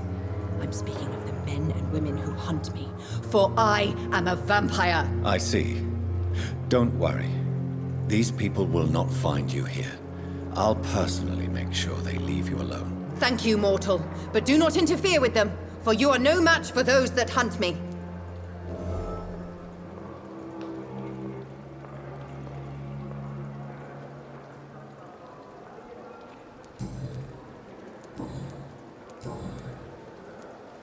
Who are you really, Miss Howcroft?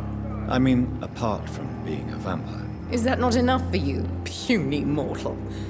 What do you require? Proof of my powers? I'm curious to know who you were before becoming a vampire. No, it was such a long time ago, I don't remember. Centuries of unholy life can have strange effects on one's minds, you see?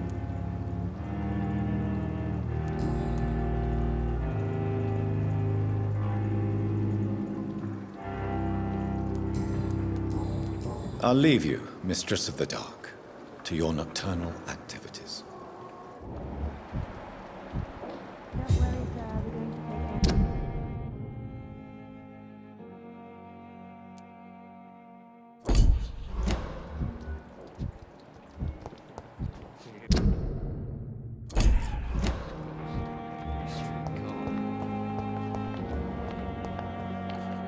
Good evening, Nurse Hawkins. Good. Pepper, are you sure you want to leave this hospital? To become a nurse was a little girl's dream. But in the end, I don't feel that useful. I want more. I want to make things change. This is unacceptable. If you leave this hospital while we're facing the worst crisis ever, it just means you never were a real nurse. I am a nurse, and a damn fine one at that, Doctor. If I ever leave this hospital, it will be after the epidemic has passed.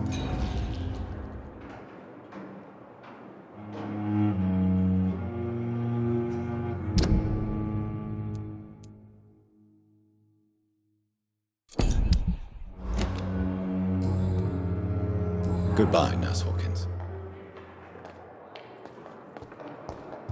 Still more coming. How can we be sure we're making a difference? You always knew the words to calm the children. As for... Good evening, sir. I'm Dr. Reed. May I help you? I don't know if a third opinion is needed. Your colleagues are already arguing about my condition. I see.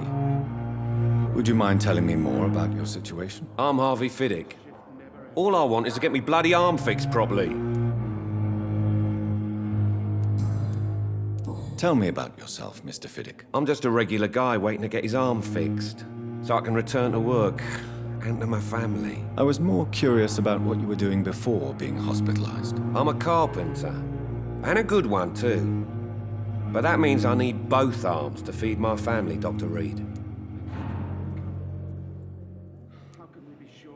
Are you satisfied with your treatment here? Well, it's clear that I've chosen a bad time to be injured. Forgive my bluntness, but you seem overwhelmed by cases of the flu. I won't lie to you about it. I'm afraid we are. Are you sure you don't want to operate yourself, Dr. Reed?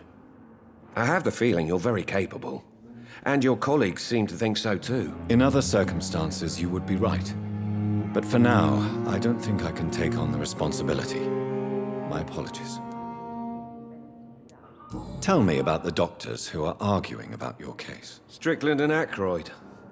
They both want the best for me, but there's a lot of pride there. Doctors are no different from carpenters, it seems. What do you mean? I often had professional arguments with rivals on a building site. Difference is, I disagreed about wooden nails, not flesh and bones.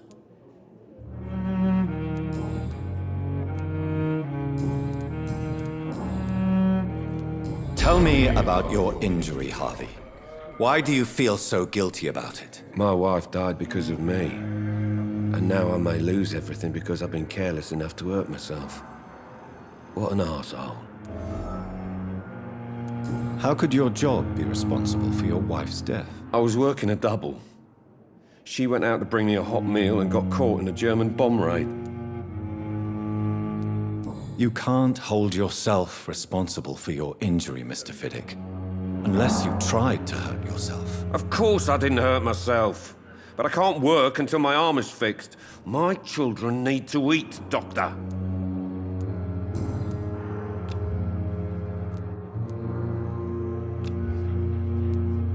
Tell me more about the death of your wife, Harvey. 1915. I was in the army, building workshops for the Royal Flying Corps. Helen was happy I wasn't sent to the front. What happened? The Germans sent Zeppelins to bomb the construction site, but they missed their target. My wife was bringing my dinner when the bombs fell. I'm sorry for your loss. So many died during the bombings. I served in France and witnessed the carnage there. I would like to say that she didn't suffer. Truth is, I have no idea. I just know that I'm all that me kids have. Poor little bleeders.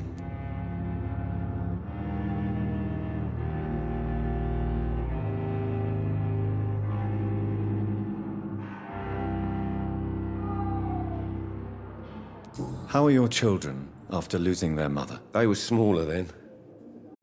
The only good thing about this is my Helen didn't bring them with her that night.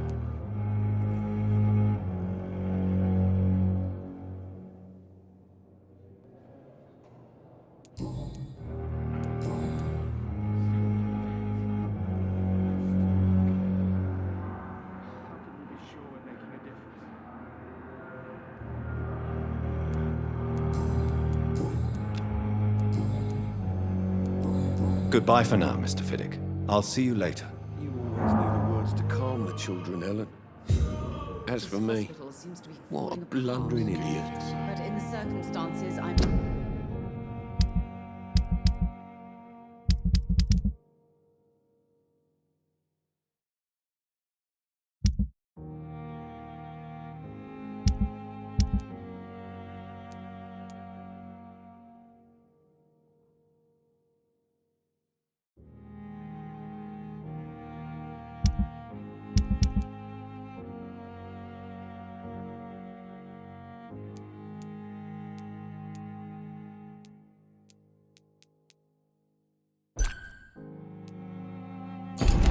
benefit of the doubt. I'm so tired. Will this shift never end? Good evening, madam. Can I help you? It's my son who needs you, sir. I'm Dr. Jonathan Reed. How can I help your son? I'm Beatrice Goswick, mother of Mortimer Goswick. Could you check on him, please, Dr. Reed? I've heard much of your talents as a physician. What can you tell me about yourself, Mrs. Goswick? Not much to say. Just take care of my Mortimer and I'll cover all the expenses. That's all that matters. Are you really that rich? Most of the patients here are of a more humble origin, if I may say so. Yes. Thanks to my husband. May he rest in peace. I can cover any needed medical expenses. May I ask if you have an occupation, Mrs. Goswick? I'm a teacher by profession. I teach young women who are more ambitious about their futures than their families. What do you think of your reception here? Any complaints? I have had the uttermost reservations about this hospital since we arrived. But we had no other choice, considering the state of emergency. Is there something in particular that's bothering you? Some of the staff were not especially welcoming. I suspect they're not accustomed to dealing with patients of such social standing. Tell me more about your arrival at the Pembroke Hospital. What gave you such a bad first impression? The ambulance driver was quite rude, for a start. And that nurse, Miss Hawkins, seems to have quite a dubious attitude. What do you mean? She managed to secure a bed for my son despite the epidemic. It was a relief, but it wasn't cheap. She charged you for a bed? Yes, and I paid without question, considering the urgency of the situation. I share your concern, Mrs. Goswick. Be sure that I'll talk to the people involved. I don't expect compensation, Dr. Reed. But I'm aware such behavior would not be tolerated in other hospitals.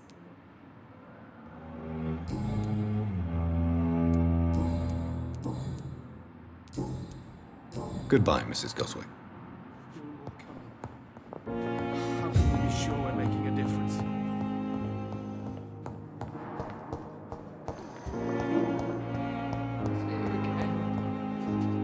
Good evening, Nurse Hawkins. Good evening,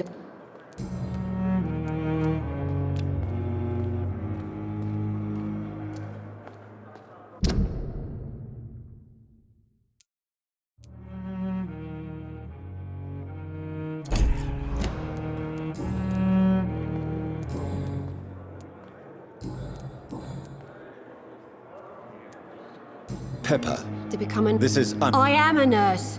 And Goodbye, Nurse Hawkins.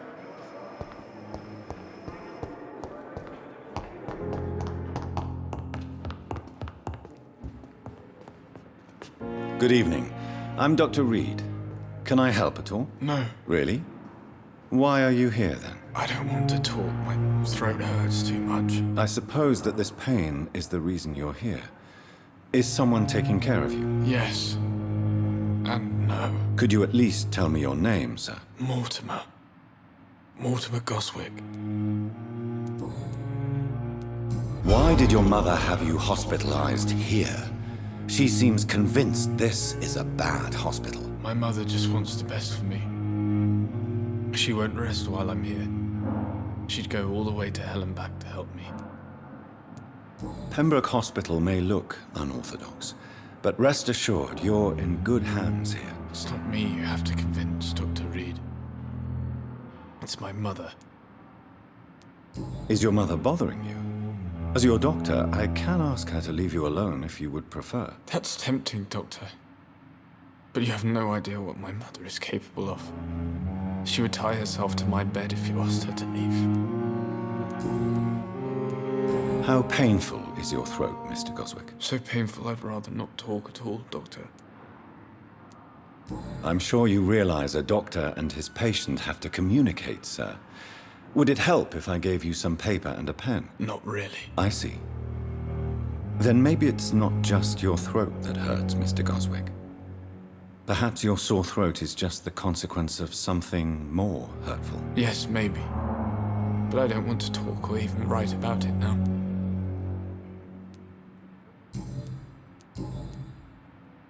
Tell me about yourself, Mr. Goswick. I don't want to talk, Doctor.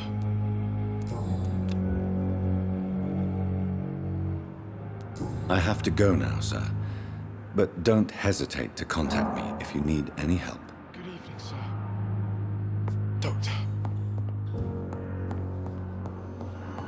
You always knew the words to calm the children.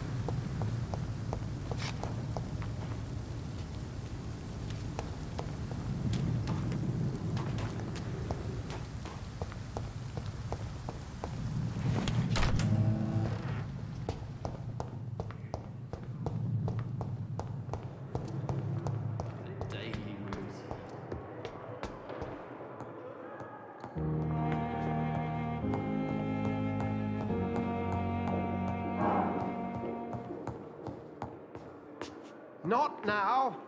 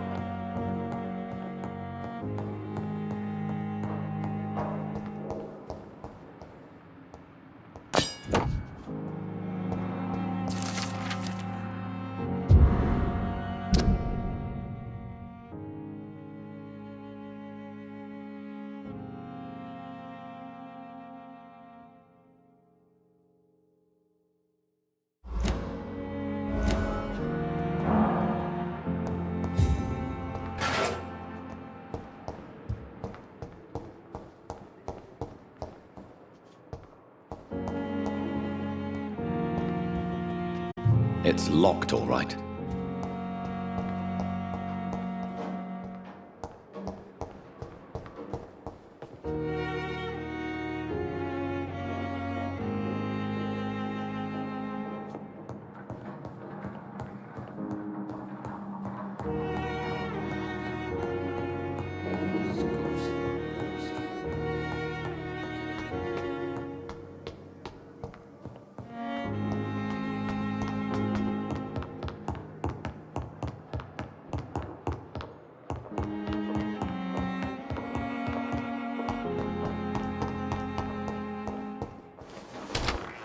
This must be the place.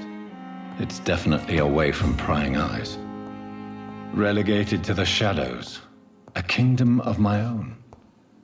At least I won't be sleeping in a coffin.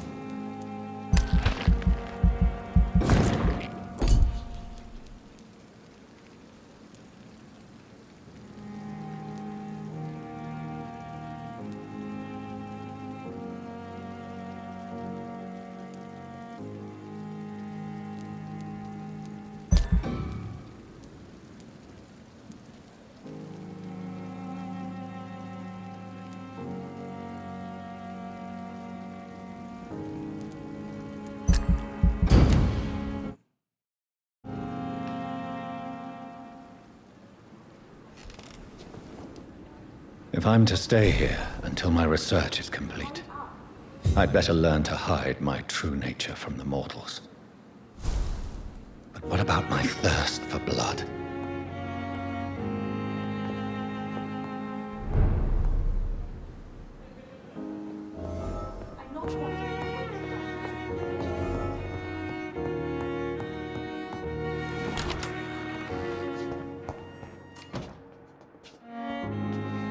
Yes, Nurse Crane? How can I help you? I'm so sorry. I know Dr. Swansea wanted you to rest, but we have somewhat of a crisis. A crisis, you say? Our supply of antiseptics is nearly depleted. I was hoping there was another box up here, but...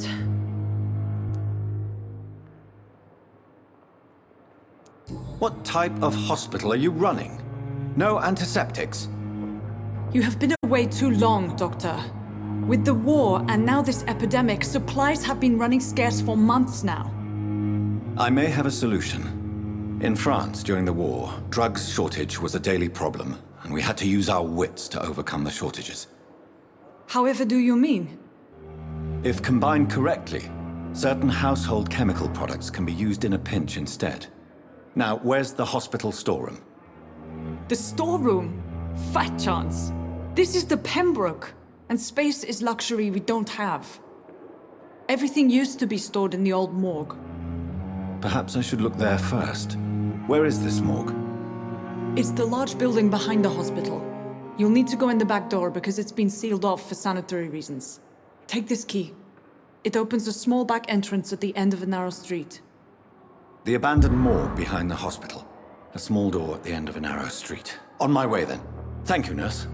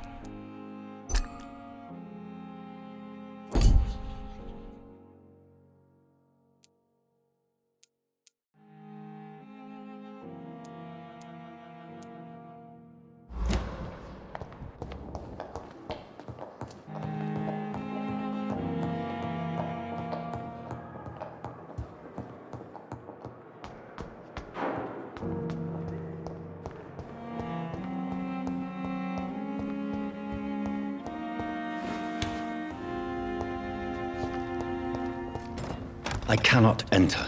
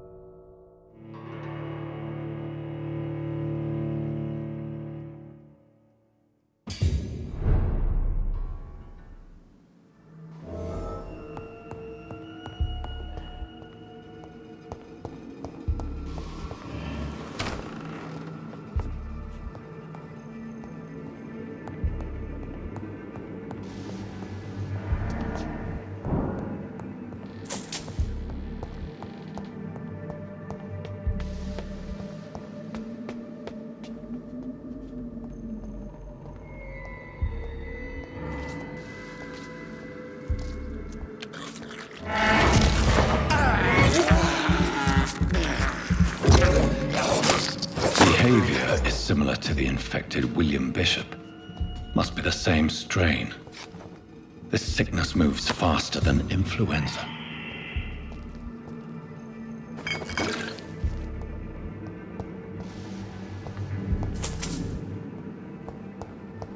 It's locked, all right.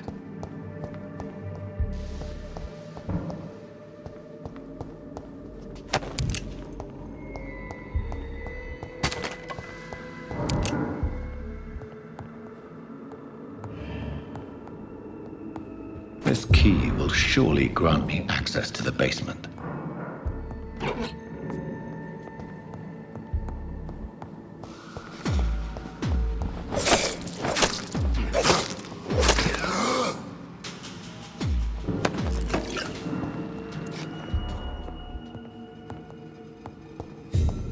Balls of Mars, fortifiers. As popular as they are ineffective. But they do contain iron tartrate, and that might prove itself useful.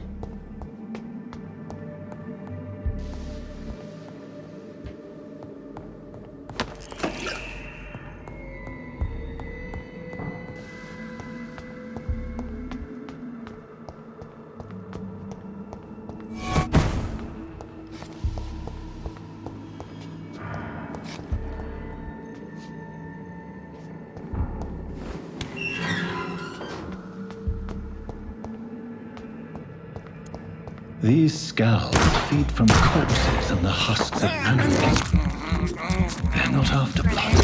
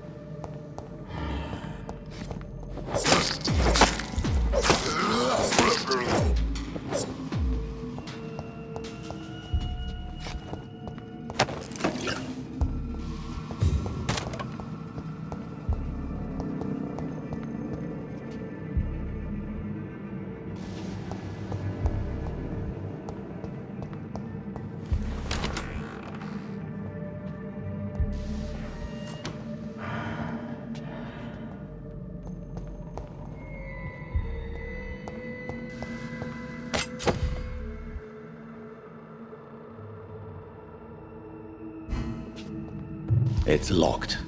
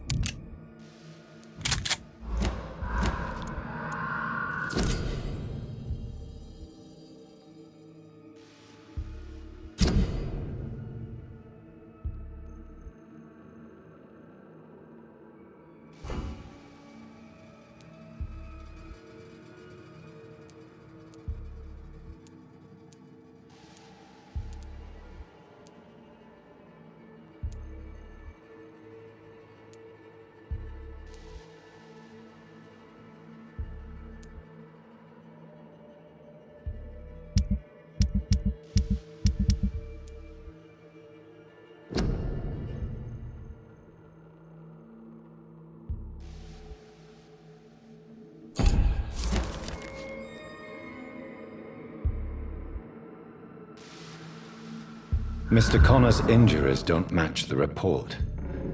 I'd better look into this.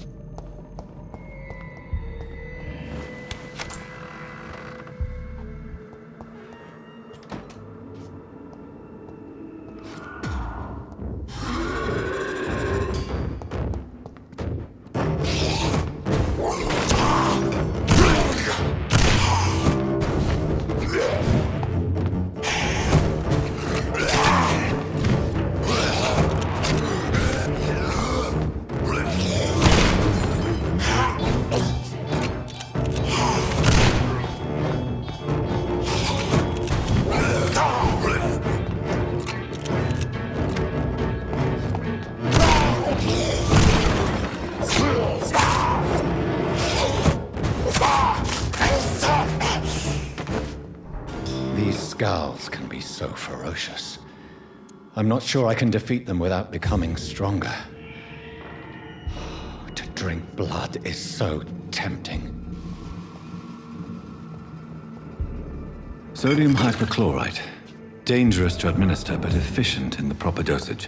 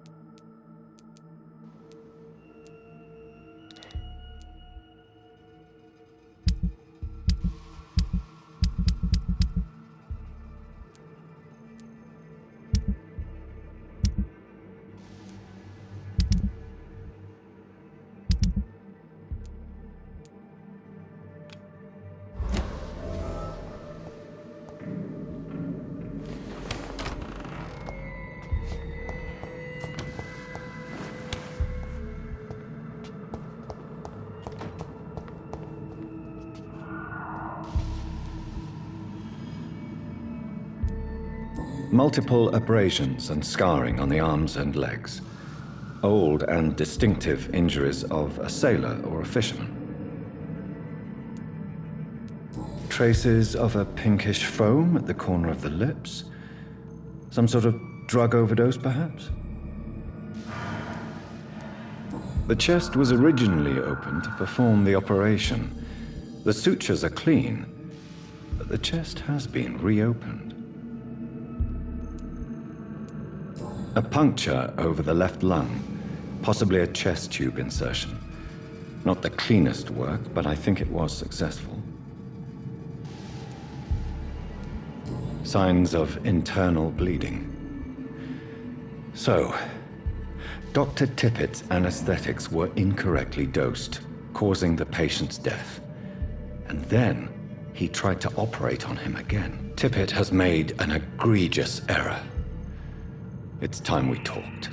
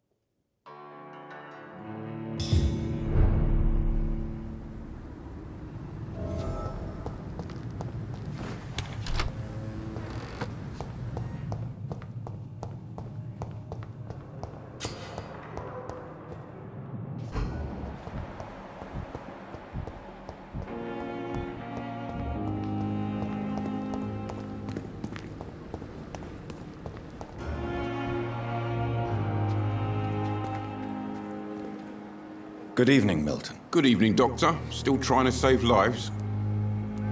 I'd like to see your goods. Wise choice, Dr. Reed.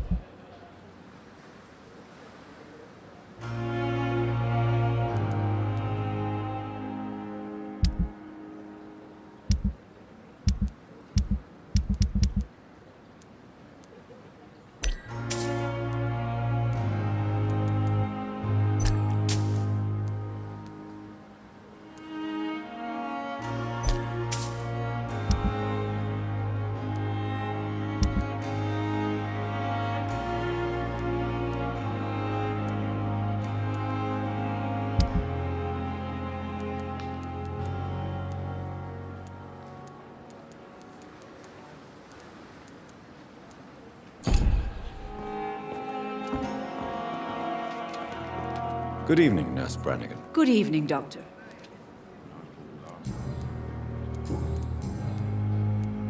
Tell me what Dr. Tippets did. I know his mistake caused a patient's death. If I had not covered up his error, Dr. Tippets would have been fired from this hospital. I could not let that happen.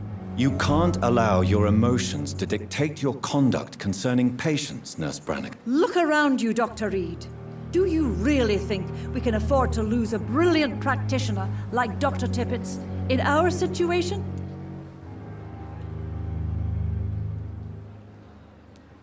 Perhaps you did it with the best intentions, Nurse Brannigan, but you took a great risk.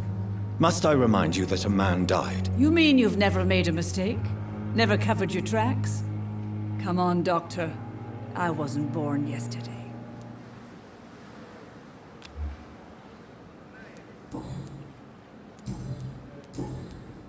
Goodbye, nurse. Call me if you need assistance.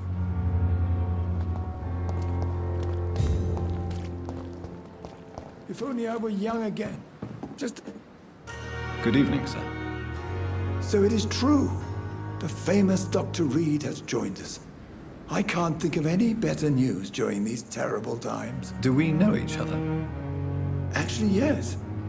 We met once before, at the Rockefeller University in New York. Dr. Tippets, yes, I remember. I was assisting Professor Carell in his research about coronary bypasses. He had nothing but praise for you. He was also very confident about your future. And look at you now. Eminent surgeon and blood transfusion specialist.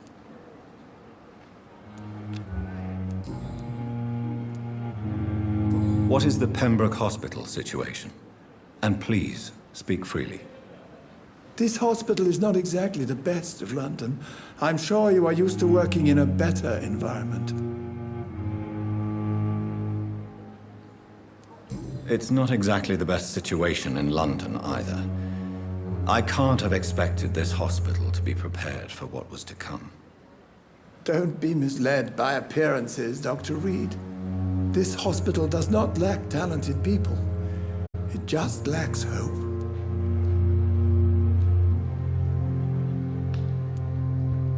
What can you tell me about the staff in the hospital?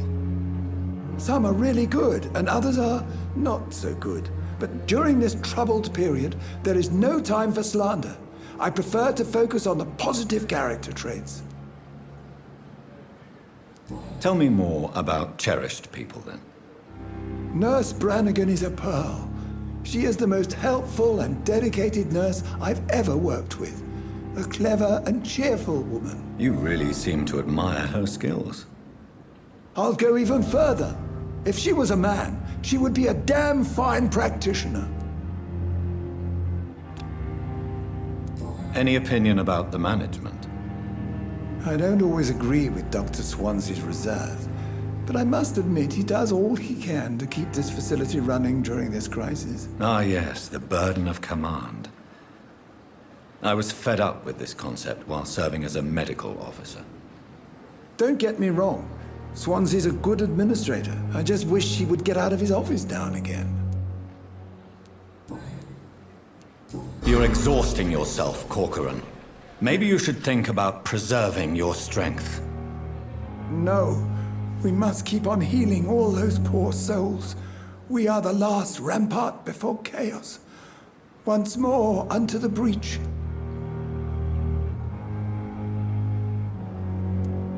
Your attitude is irresponsible, Doctor. Believe me, I've seen so many medical errors caused by exhaustion during the war. You're right. This is a war, Dr. Reed, and I don't intend to surrender. Corcoran, I want you to tell me about Mr. Connor. How did he die? What happened? He was my patient. He died because of my mistake. That's the blunt truth. What was the nature of the mistake? It was a twofold error. My diagnosis was wrong, and the administered dosage was too strong. Why not stop practicing? Are you mad? I killed that man, I admit it, and it won't happen again. I have saved so many lives since then. Who was this patient? I don't know. Some sick man from the docks, maybe a fisherman. I had no time to talk with him. No one claimed a body.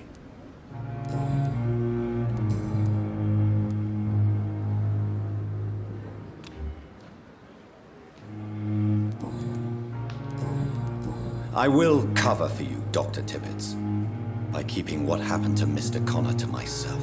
I don't know what to say, actually. I can't exactly force you to become my accomplice. You didn't force me. This is my decision to make. I believe you're still of use to the hospital, considering the situation. Then I can make you this promise. As soon as the epidemic is eradicated, I will resign.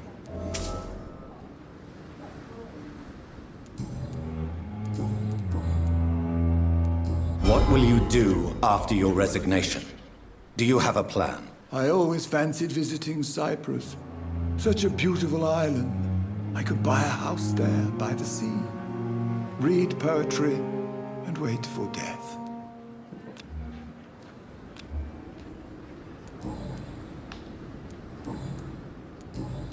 Goodbye, Dr. Tibbets.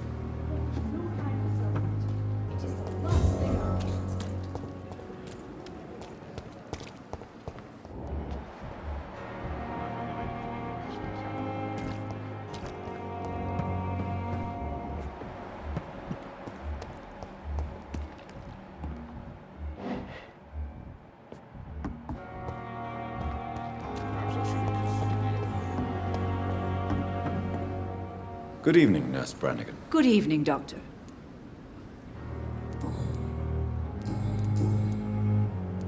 Why does Dr. Tippett claim you're the main reason he keeps working, despite his fatigue? If it wasn't for him, I probably would have left the Pembroke years ago. Dr. Tippett does not think of you as just a nurse anymore, does he? If you're suggesting he's not taking my gender into consideration when it comes to medical practice and knowledge, I really hope he doesn't.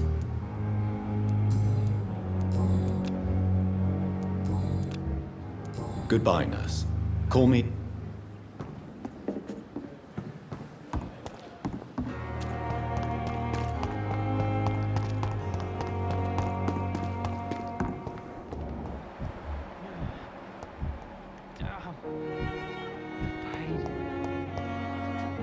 Good evening, Mr. Elwood. Why do you feel responsible for the injury, Thomas? What really happened? I wasn't disfigured by any German shells. It happened during my leave. It was an accident. Why lie about it? Come on. It's one thing to come back disfigured by the Germans, and it's another to get injured in an accident that could have happened to anybody.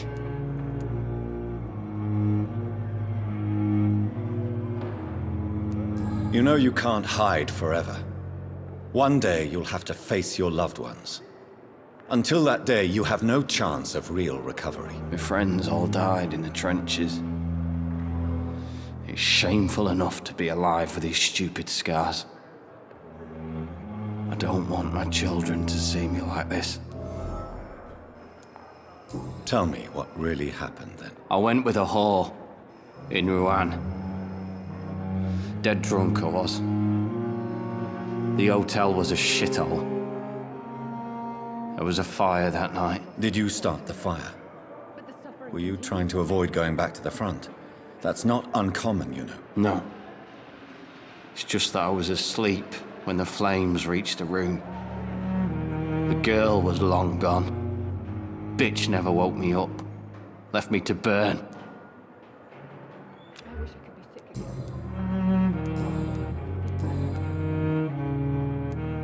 Where were you stationed, sir? Did you serve for long? I really don't want to talk about all this shit. No offense. I was pushing too much. I served in France myself. I just wanted to know what happened to you. You were an officer, weren't you? Then I doubt we fought the same war, sir. No offense. How close are you to Miss Horcroft? Are you aware that she thinks she is a vampire? To wait for her next nibble is the best reason to stay here. Every time she approaches my bed, she treats me like something tasty. A normal person. Aren't you afraid? She may hurt you if the game goes too far. She's quite harmless, I can assure you. Her head's broken inside is all. While I'm busted on the outside. But she's still beautiful. Living proof that there's hope for me. So do you let her bite you? You know that's not sanitary. And why not? She's only supping a few drops of me blood. And the pain, it's real for once. She could decide to bite less willing patients. Then it's another good reason for me to stay here, Doctor. You do realize she's mentally disturbed. It's called the Cotard syndrome. She truly believes she's a vampire. In her madness, she never refers to my scars. And frankly, if I could, I'd join her world. It seems much more fun than the real one. You told me before you don't want your children to see you like this. Do you have any other family? My sister Agatha has raised me nippers since their mother died. I don't want them to look at me like this. How could children despise their father injured in the war? What do you think? They saw me. Once. My poor angels left the room crying. They keep on having nightmares every week, my sister told me. Your sister's not a child. I'm sure she has nothing but respect for a wounded soldier, and you are her brother. You don't know my sister Agatha. She may be young, but she's all discipline and morality.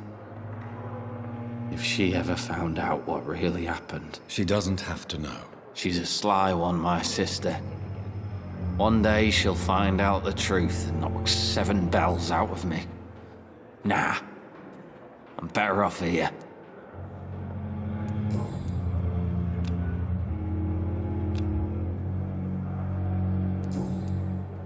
Goodbye for now, Mr. Elwood.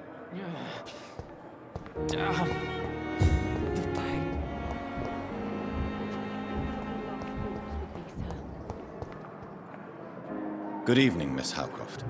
How are you tonight? I need blood, Doctor. Warm, rich, vibrant blood. Tell me, Thelma, why do you feel so attached to Mr. Elwood? Why him? I'm not sure, Doctor. I think we have a bond of some sort. We've both suffered so much. He's the only mortal I find interesting.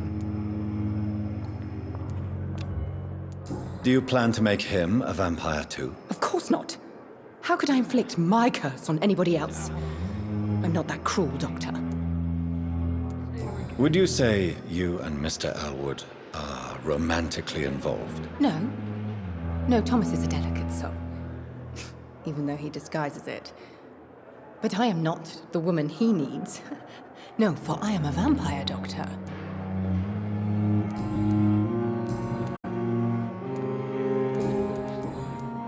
I'll leave you, Mistress of the Dark, to your nocturnal activities. Time has lost its effect on me, but the suffering continues.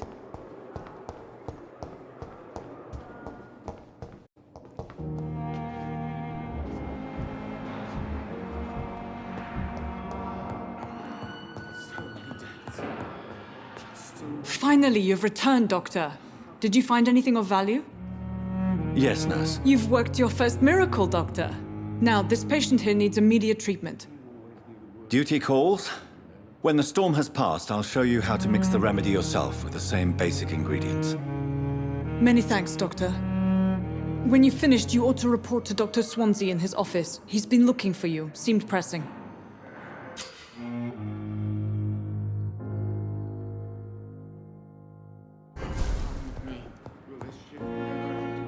Good evening, Mr. Goswick. How are you? I'm okay.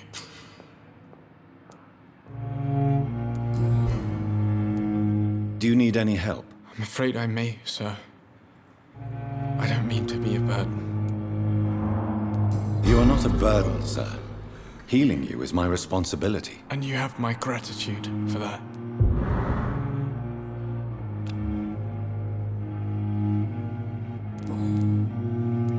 How painful is your throat, Mr. Goswick? So painful I'd rather not talk. I'll let you get some. I'm all right. Don't waste your time with me. As for me,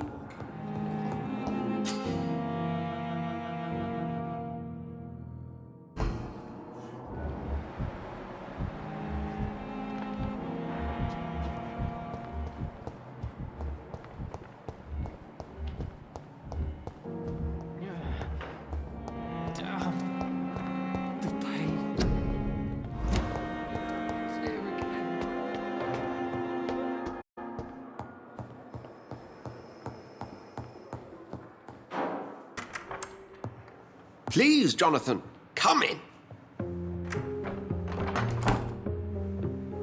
Fascinating, is it not? In the last decade, so many mysteries have been brought to light with our microscopes. The human body, biology's penultimate frontier. The more we explore its boundaries, the less we're able to trace a clear line between life and death. You, my friend, have a foot in both countries. The view must be vertiginous. It's at least as vertiginous as chatting about vampires with you, I would say. This must be all so new to you. This area of town, the hospital, a brand new life. How stimulating it must be. I wish I could share your enthusiasm, Dr. Swansea. But my condition defies scientific categorization. Undead? Unalive? Immortality defies logic.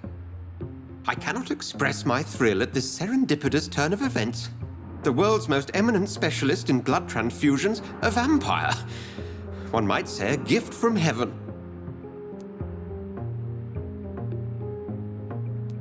There is an absurd poetry to my situation. Physician, heal thyself.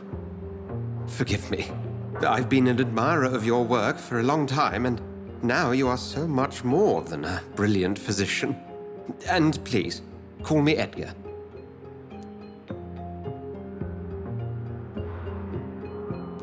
I'm not some doe-eyed student, Edgar.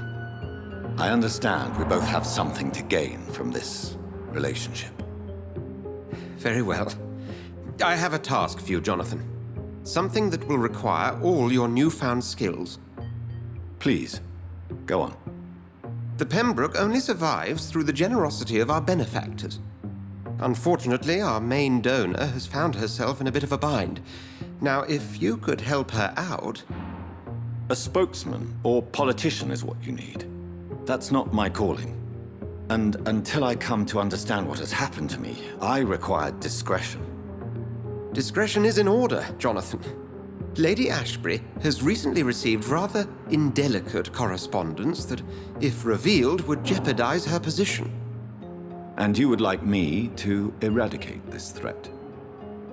By the stole, of course not. I would just like you to pay her a visit. Her ladyship is certainly near the tents outside, tending the sick. You can't miss her. Look for someone impossibly delicate. Accepted. I'll see what kind of trouble Lady Ashbury is in.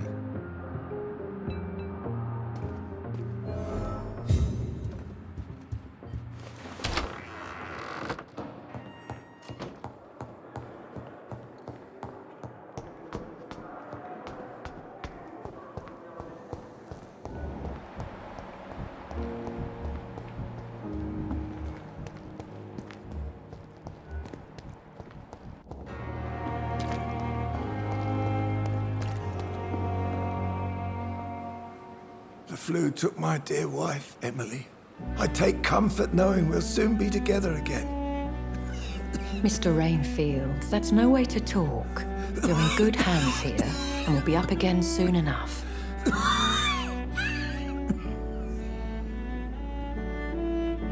Now do me a kindness and get some sleep. I'll be back round later. Your words are kind, the blessings of an angel. You're the sweet, sweet Lady of Mercy.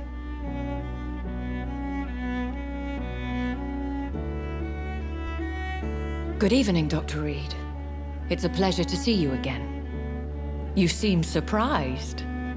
Dr. Swansea has brought me up to speed concerning your recent appointment to Pembroke Hospital. You're a the lady who saved me that night, before vanishing into thin air. I remember you from the pub with Dr. Swansea. Indeed. Allow me to introduce myself formally this time. My name is Lady Ashbury. I remember you well, in spite of the brevity of our encounter.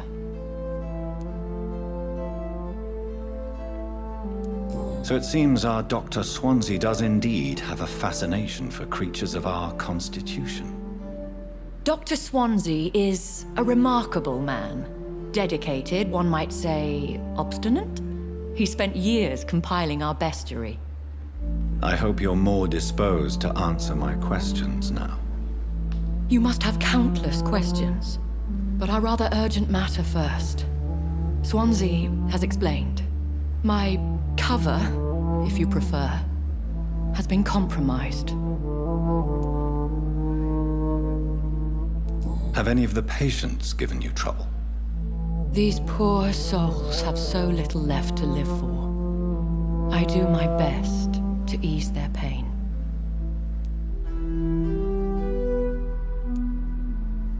The world would be a better place if it were cared for by women like you. You make me blush.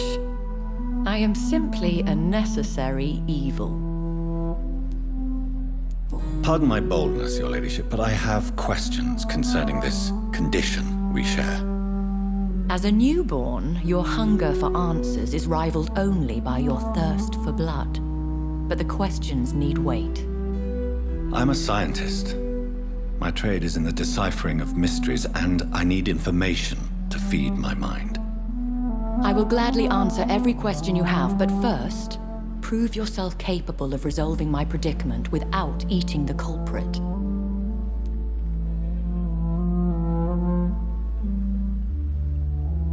Dr. Swansea has commissioned me to be your agent in this matter. You could start by explaining what's amiss. These past insufferable weeks, I've been the victim of extortion. I've made a first payment, but the blackmailer grows greedy. I must refuse his most recent demands. What are your expectations? Please be precise. As the newly appointed surgeon of this hospital, you are in an excellent position to ask innocent questions and deftly learn the identity of my blackmailer. Who would be so foolish as to threaten you? A kindred spirit. Even if it were the case, and I highly doubt it, a vampire would have asked for something more valuable than money. My suspicions lean toward a patient or their family. If we're dealing with an ordinary criminal, surely you've the means to deal with it yourself, if I may. As immortal tradition doth dictate, all fangs and hypnotic eyes ablaze, the blood would run like a river. That's what I hope to avoid. Violence has a tendency to spiral out of control. Please continue. Every detail is essential. I'm your man. My embarrassment in this matter is eclipsed only by my shame at having put the hospital at risk. The threat from our anonymous scoundrel is clear. A list of dates. My visits coinciding with the dates of suspicious patient deaths due to massive blood loss. I'll take care of it. Do you know where I should start? If that was the case, I'd settle the matter myself. You could talk to our local gossip, Harriet Jones. Not a pin drops here without her hearing about it. I'll meet that woman now. My life, as others know, is in your hands, Dr. Reed. I'm sure of your discretion, but I do fear your powers of persuasion will be put to the test. When this is resolved, I'll be your obligé. I'll answer all questions in regards of your condition.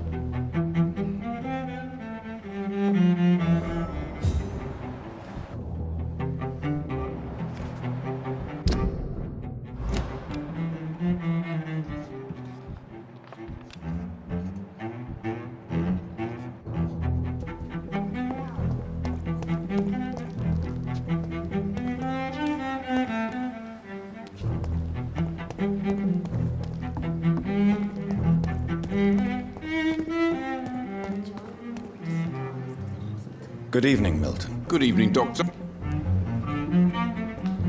Have you heard of any underhand dealings going on in this hospital? There are a lot of secrets round here. I'm not surprised someone tried to make money from them. What kind of secrets? I'm not in the gossip business, Dr. Reed. If you want to know more, you better talk to Harriet Jones. She's the eldest patient here. I'd like to see your goods. Wise choice.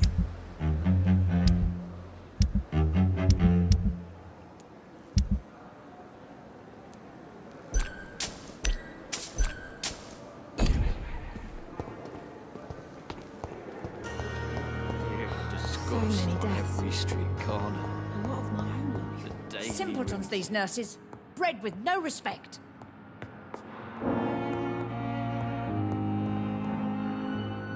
What? What? What is this? Who are you? Get out of my room. There's no need for alarm, madam. I'm Dr. Reed, the new surgeon. Preposterous. Dr. Reed, you say? I don't want some bumbling intern. Where's Dr. Swansea? Dr. Swansea is quite busy, and I need you to help me get acclimated. I have many questions. How brave. Threatening an old defenseless woman. You know how long I've been a patient here? You've picked the wrong fight. I'm Harriet Jones. Harriet Jones? Indeed. I've been meaning to have a chat with you. You know what goes on here better than any other patient, I gather. Oh, better than any patient, nurse or doctor. I've seen so many vile undertakings. I heard there have been some despicable goings-on. Was there a case of blackmail? Blackmail? Wait.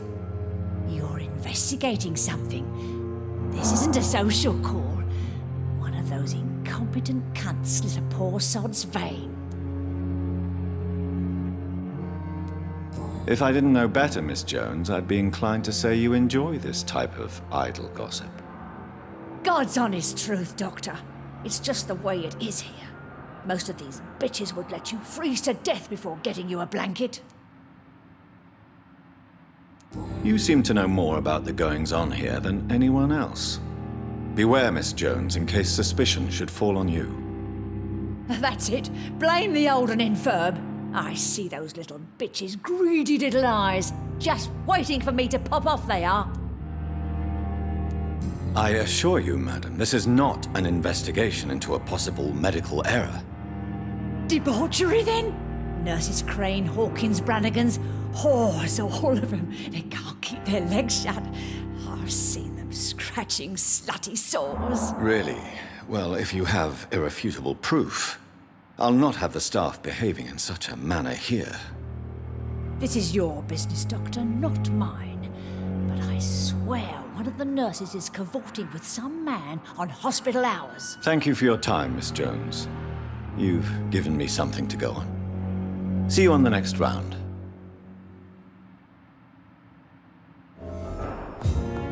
The patients and staff might know something. I'll start my investigation with them. Good evening, Nurse Hawkins. Good evening, Doc.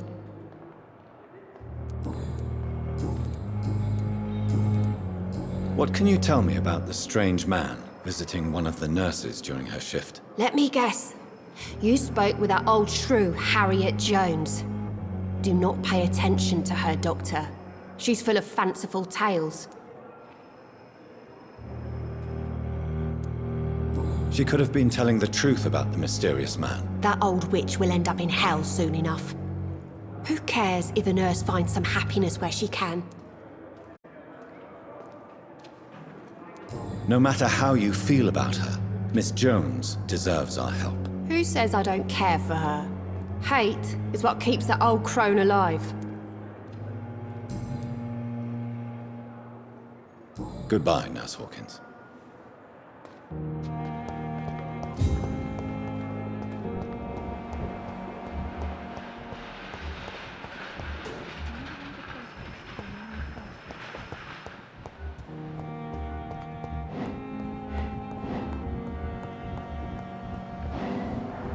I will not let you down, my boy.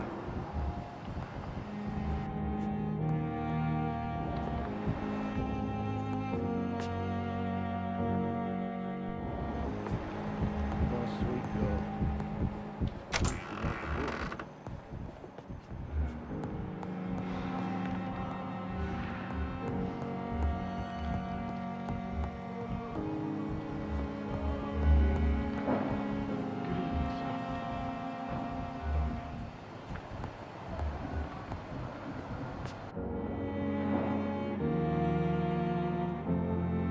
I will not let you down, my boy.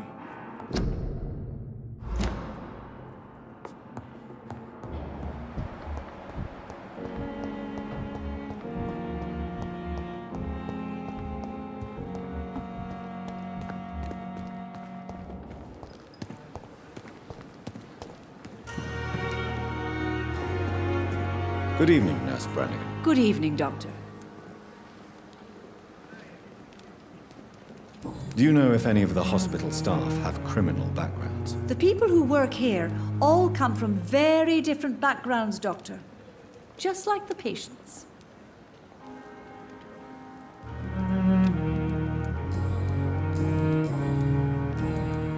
Have you seen a strange man visiting any of the nurses here? I've never heard of such a thing, Doctor.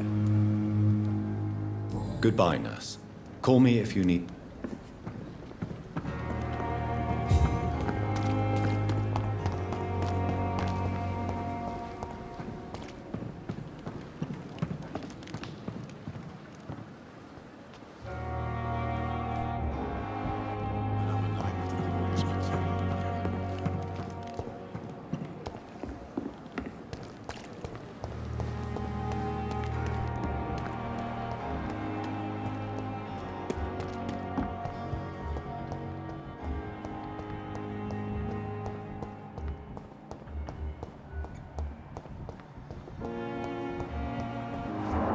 Thelma Howcroft said she was being watched by vampire hunters.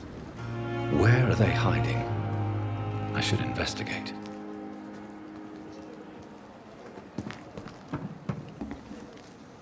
Good evening, Dr. Reed. Please show me what... Of course.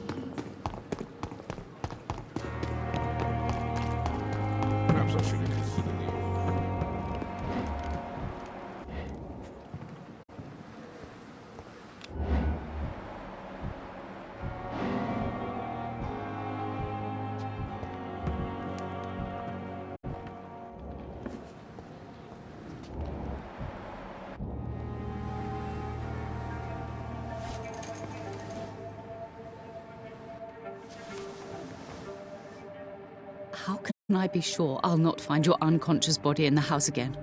I promise you, you'll not find my unconscious body. For God's sake, how can you say such a thing? How can you refuse to listen? I tried to warn you for so long. No, I won't let my only son die. You promised me you'll stay alive. Your son lied to you, like the whole world lies to us.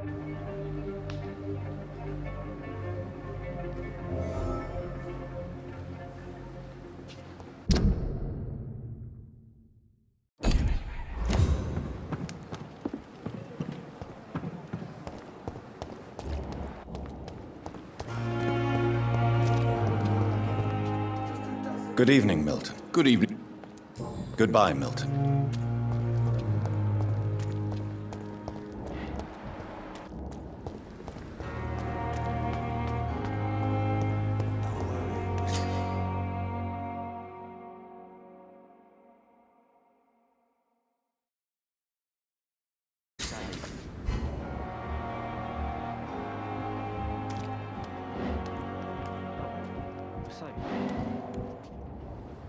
You're sure you don't come back with me?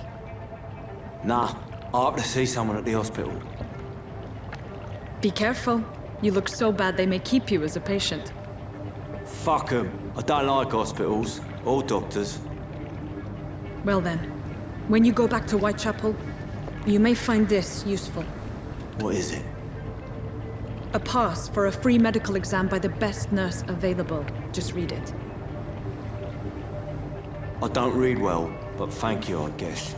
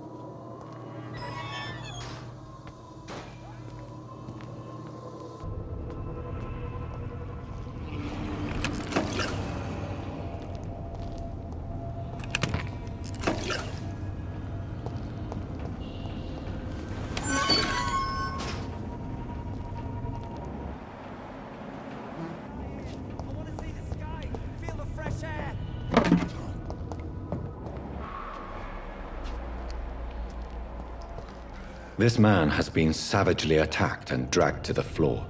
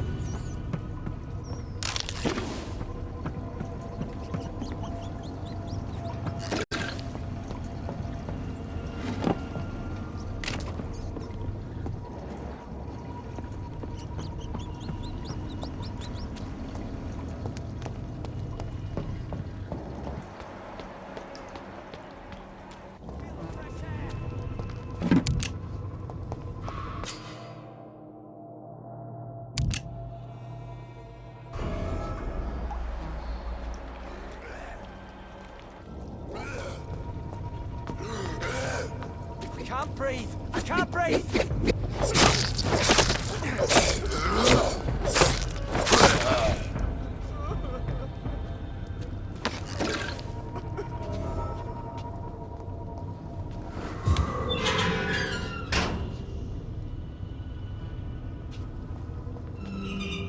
Are you injured, sir? Help me get out of here! I need to get out! I'm Dr. Reed, and I'd be glad to help you, but you must calm down first.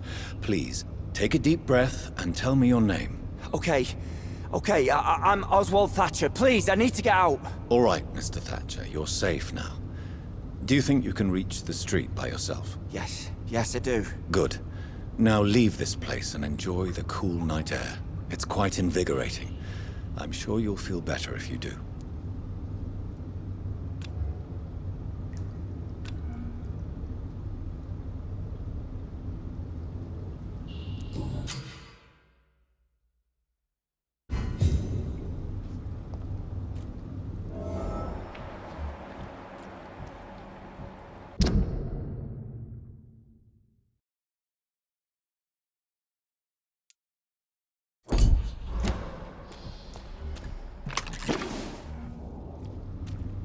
Are you sure you're all right, sir? Yes.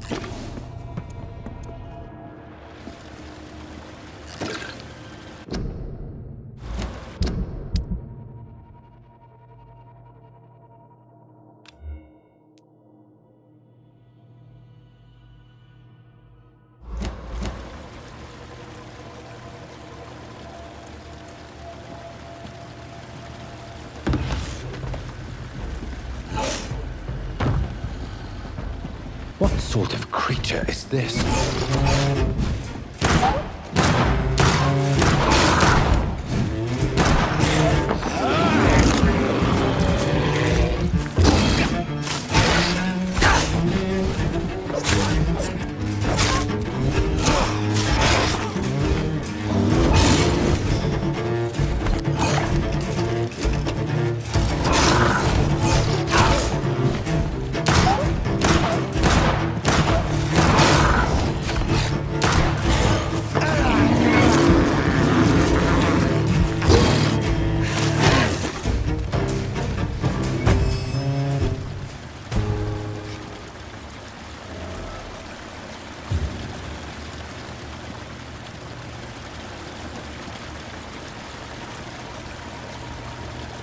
Here's what's left of him.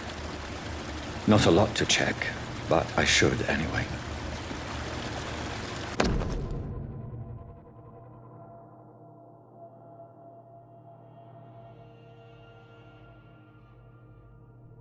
Some voucher for a free checkup in Whitechapel. What is Nurse Crane up to? I really must find her.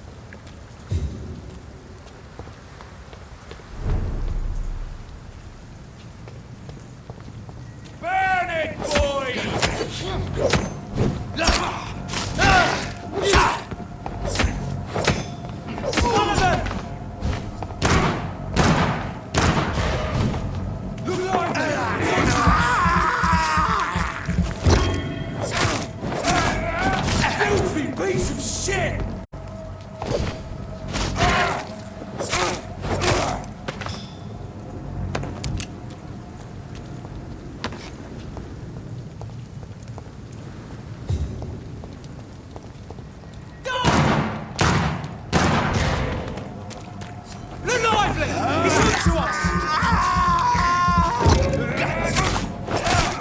Murdering now!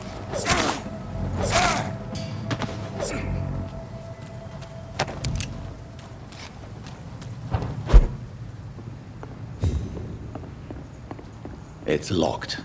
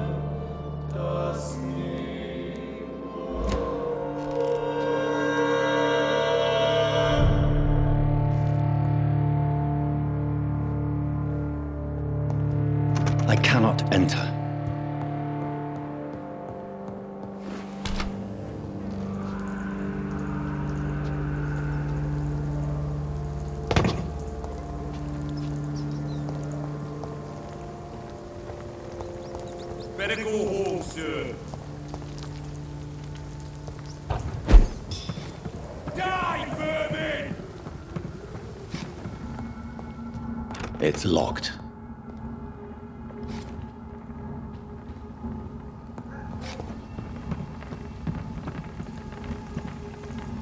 Oi! Come out, you coward! Bloody monster!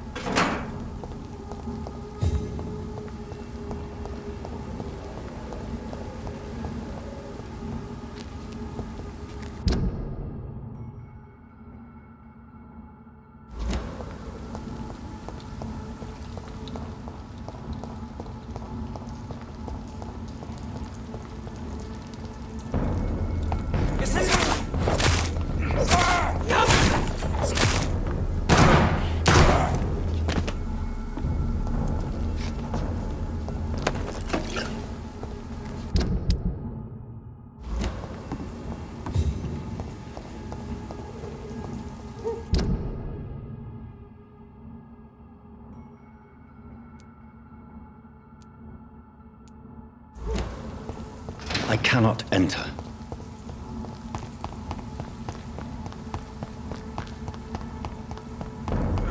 Burn it, boys!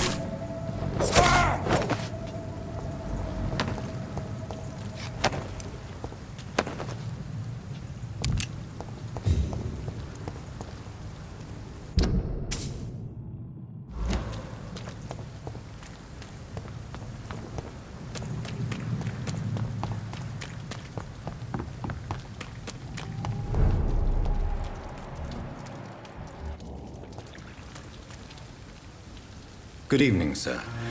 I'm Dr. Jonathan Reed of the Pembroke Hospital. May I be of assistance? Dr. Reed. So it's you who saved my friend Oswald.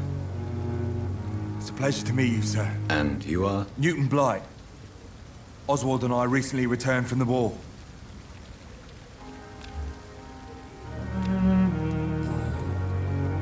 Why do you stay here now that Mr. Thatcher's back? It's complicated. Since the war, Oswald's been really nervous with the idea of entering any hospital.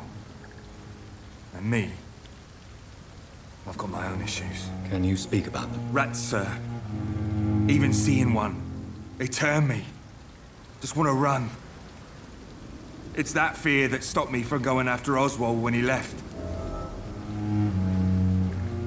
What can you tell me about the war, Mr. Blight? If you want to speak about it, of course. War was...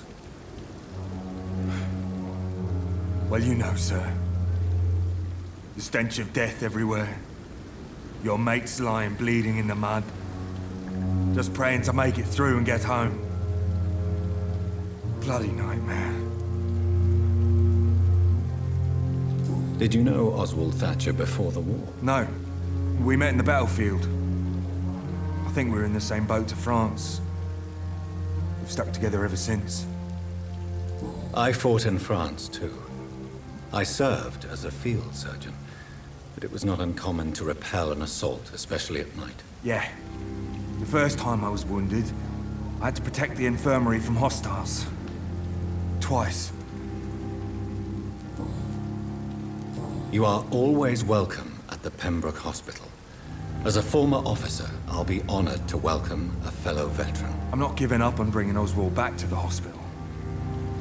I just need to convince him that he needs some help. Perhaps he needs to reach that decision by himself. Could you speak to him? He doesn't usually listen to doctors, but perhaps because you've been through it, You can talk him round. What caused your phobia of rats, Newton? It happened last year following an artillery attack. I was trapped for 2 days in a hole under 2 dead soldiers. And there were rats. Go on. It started eating me as soon as I dozed. Gnawing at my ears, my fingers, lips. Couldn't move. Couldn't call for help. I see. No, you don't. You have no idea what it is to wake up buried under bodies. Fucking vermin eating your flesh. Oswald. He found me and saved me. Goodbye, Mr. Blight. Take care of yourself.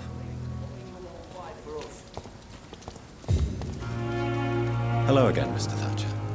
Do you feel any better now? Yes, this neighborhood may stink of dog shit and reek of piss, but to me it smells like the purest mountain air.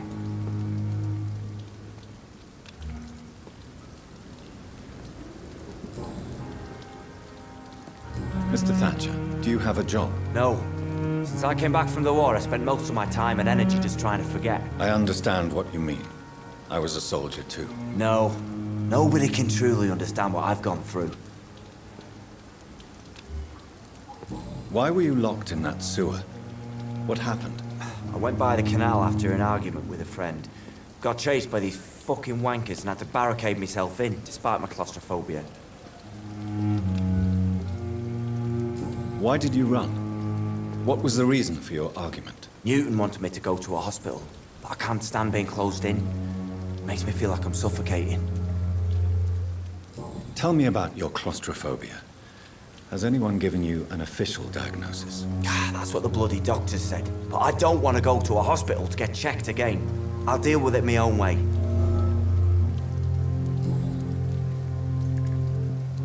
Oswald, why did you not go to the Pembroke Hospital to seek medical help? I don't trust doctors. All they care about was their careers and processes. I won't be locked in any room again by anyone. Your fear of being trapped is not going to go away by itself. You need professional help. I've seen enough butchers in white coats to last a lifetime. Hospitals reek of chemicals and death. What I need is fresh air. Do you want to talk about why you have this fear of being enclosed, Mr. Thatcher? No, I really don't. An irrational fear like yours is usually rooted in a specific event. Perhaps it would help to talk about it. Well, Doctor, take a guess then, if you're so interested in my case.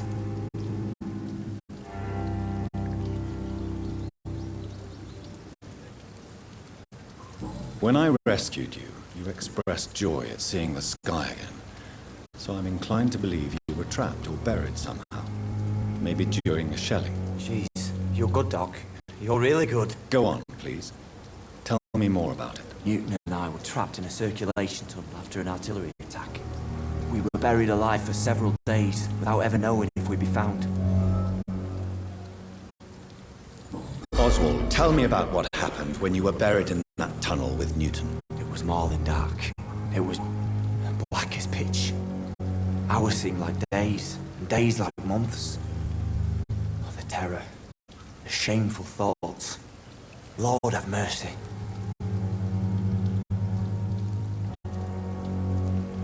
What you endured was terrifying. It would have completely destroyed weaker men. It did not destroy Newton. Shameful thoughts. Tell me about them. At some point, I don't remember which day, but when I thought we'd never be rescued, that this would be our end, I thought about... Say it, Mr. Thatcher. If you ever want to heal, you have to say it. I thought about what I could do to survive. Just for a few more days. I thought about killing Newton. Killing and eating him. The man I fucking love.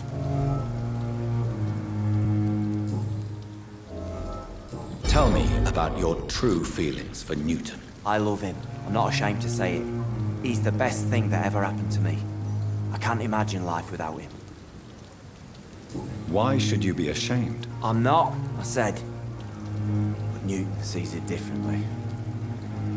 I admire your honesty. It takes courage to stand up to society.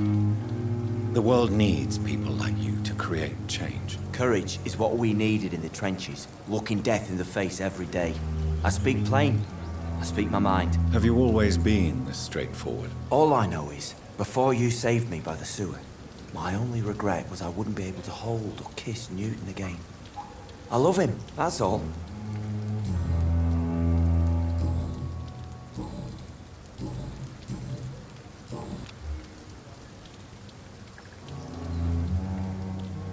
Goodbye, Mr. Thatcher. Try to take care of yourself.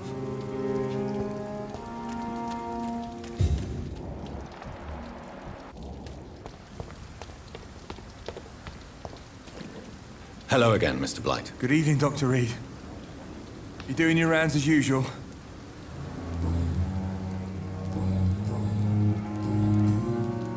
How do you feel about Oswald Thatcher? You are more than friends, aren't you? I love him. I love Oswald. We knew we wouldn't survive the war without each other.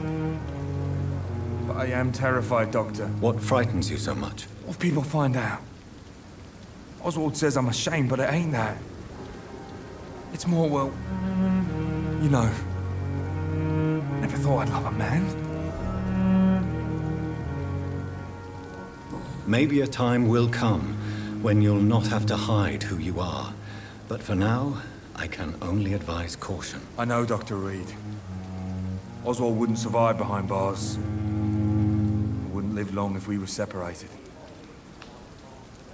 You and Oswald were buried alive during the war. Tell me about it. Yeah. It was last summer.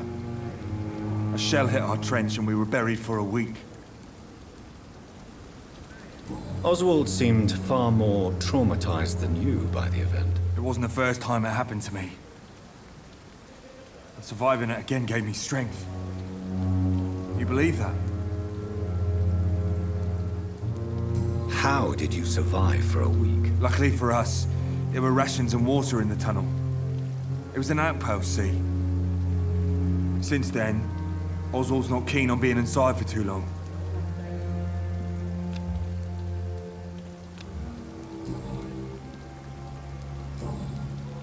Goodbye, Mr. Blight. Take care of yourself.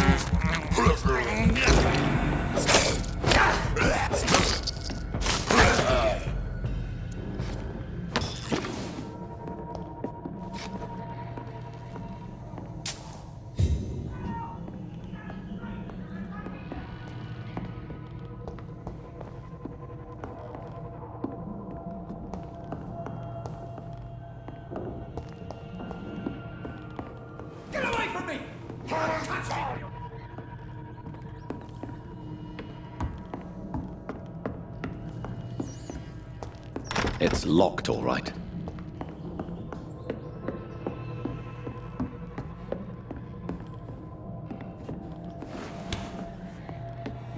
Attacking me!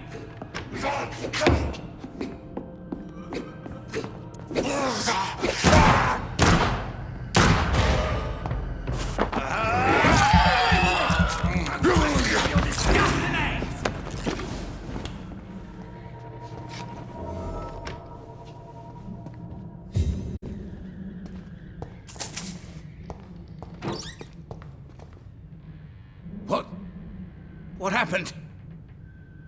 Who are you? It's all right, sir. You're safe now. Oh, a fellow Englishman. Thank you, sir. For a moment, I thought those bloody heathens had killed me. What are you doing here? This place is not safe. Yeah, it's a cesspool, but it's mine. I came to collect some overdue rent, but those who still live here have gone completely bonkers. You're very lucky to be alive. Yeah, filthy immigrants. Fucking savages, every one of them. And now with this bloody fever, they're just animals. You can find safety of sorts in Whitechapel. If you're quick and cautious, you'll be able to avoid the savages.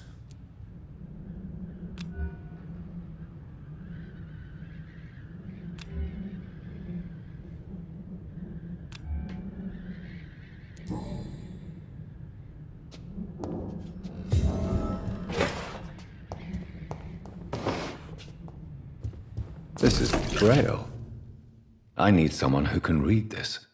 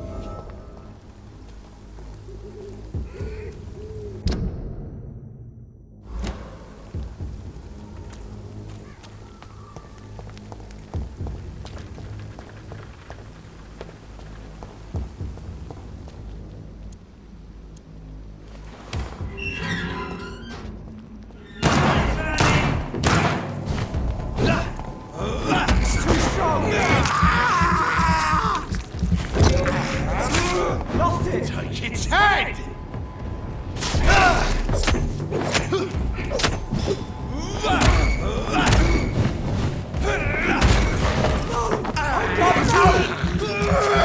We have to stop it!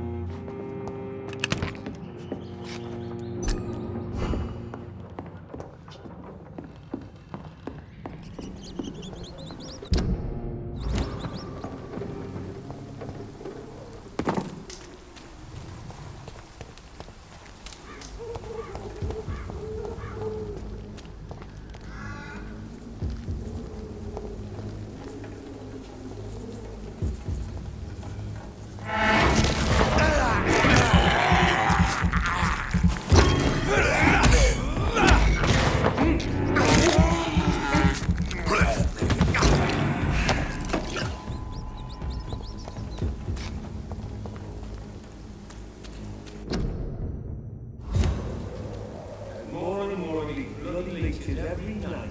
Aye, but the guards recruit more and more every year.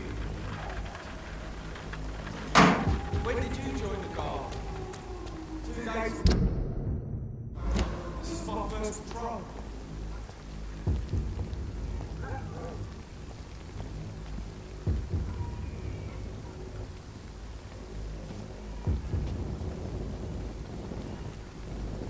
It's closed. Elite! Elite! There's one of those burns! Shit, that leech is closed!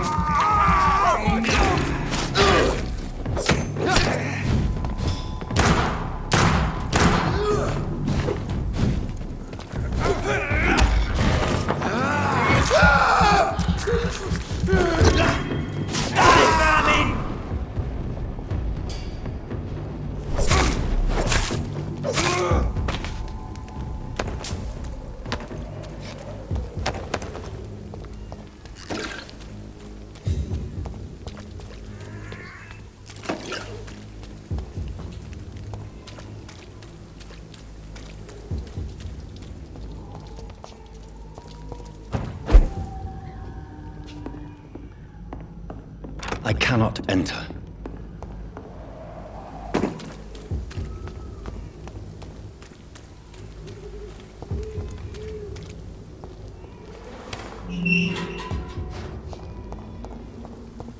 Whitechapel. This neighborhood is linked somehow to the kind Lady Ashbury's blackmail. First, let's find this Petrescu fellow.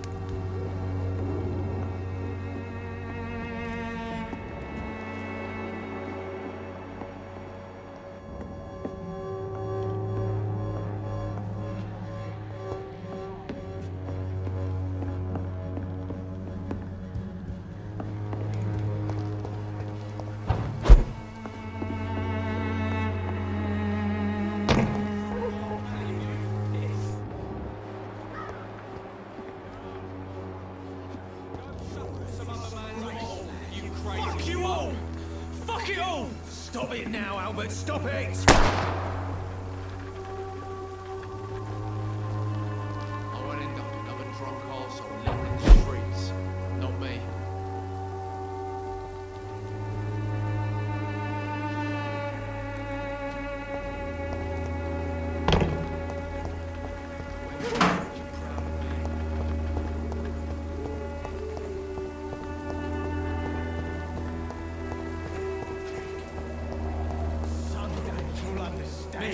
I'll not die some stinking alley reeking worse than a week-old lavvy.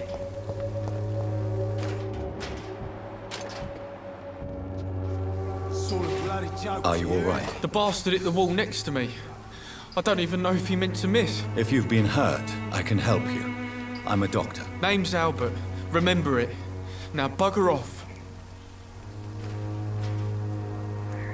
I found the recruiter you were expecting. He's dead, but he carried a note. The Wet Boot Boys have accepted your application. I knew it! I told you I was tough enough. I'll be free soon.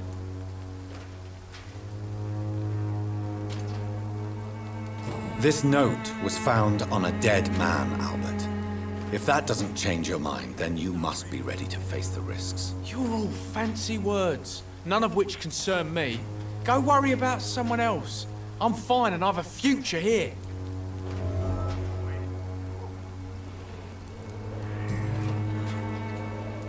What happened? Did you really steal that man's medication? Hey, I didn't do anything, it ain't me. Medication and drugs are a rare commodity in East London, so you picked an easy target, didn't you? Sod off, mister. You ain't got no clue what's going on here. Bastard was a soldier in the war, so now he's got the right to shoot me. It's true. I'm not familiar with this part of town. Perhaps you could help me. I said sod off. Go find yourself another guide.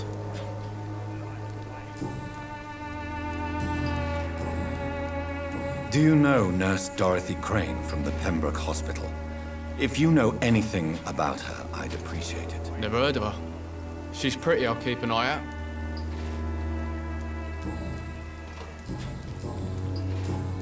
Goodbye, young man. Wet boots will be proud of me. Wasted your life away.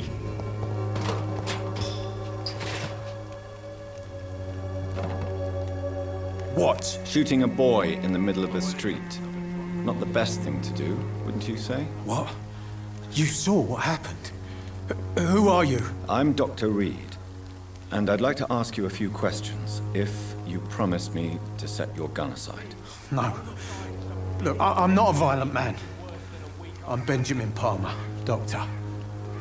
And no one can help me. Not even you. Do you know Nurse Dorothy Crane from the Pembroke Hospital? Have you heard anything? It's funny, I've been searching for her too. I need some pills. But the woman is a phantom, if you ask me. Really? And why is that? Word is she ain't real. She's a cover for some doctor who runs an illegal dispensary for migrants.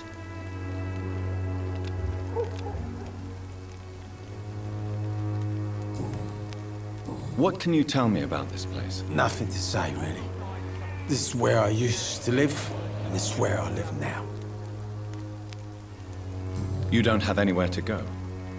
No family that would welcome you? Not since the death of my wife, Albert's mother. She was sick, you see. Long before the flu and all this shit. You mean you used to have a better life? Yeah, I had a wife, a home, and a job. I even used to have a name. And now I'm just Ben. Ben the Tramp. Perhaps you could focus for a moment and tell me your troubles. I'm sick, broke, and my son just stole my pills. Everything's coming up roses.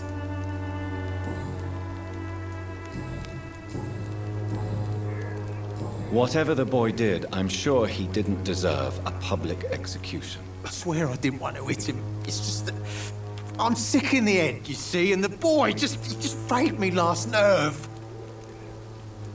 What is it, Benjamin? It was the war, wasn't it? Your nerves are shot, aren't they? I need some answers, Private. From one soldier to another. The doctors called me a liar, a coward. Put me in a straitjacket, locked me up. Finally, they sent me back to the front lines with a handful of tablets.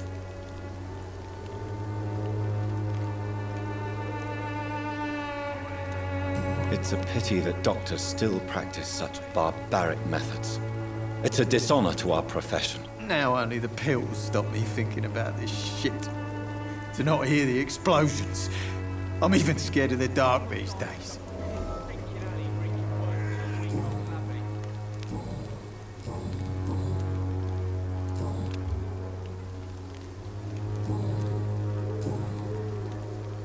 A gun, alcohol, and a bad temper make a terrible cocktail, sir. Goodbye for now.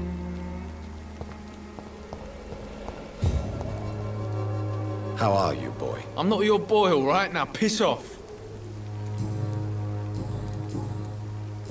Goodbye. Me? I'll not die in some piss-stinking alley reeking worse than a week-old lavvy.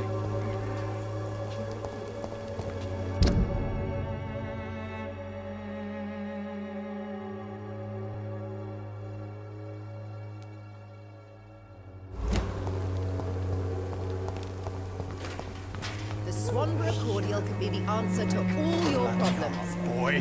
As long as you have the money. Good evening, miss. Good evening, sir. Are you interested in a miraculous cure for this unknown and deadly epidemic? Actually, I am. Then you have come to the right place. The famous Swanborough cordial is all you need to help keep you in perfect health. Oh, really? Why didn't I hear about it during my studies? I'm Jonathan Reed, by the way. Dr. Jonathan Reed. Ah, my brother has spoken of your research, sir. I'm Loretta Swanborough, and it's always a pleasure to meet a fellow healer. I'd like to see what kind of medicine you're selling.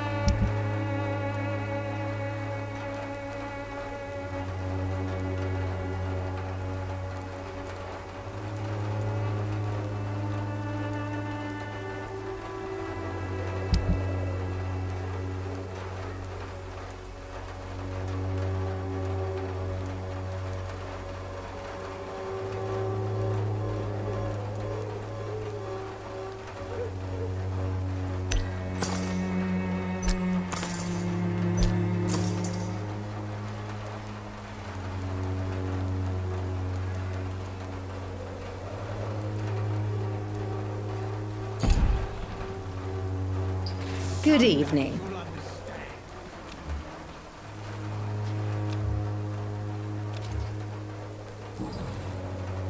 Tell me, who intrigues you most in Whitechapel? The region itself is something to see, but I would say Camellia the mute florist who gives away her flowers. What do you think of the locals? Most of them are afraid or desperate. They all come to me eventually for my remedy. Is there anyone I should avoid? Cadogan Bates, without a doubt. The bloody bastard remorselessly exploits poor migrants as soon as they get here.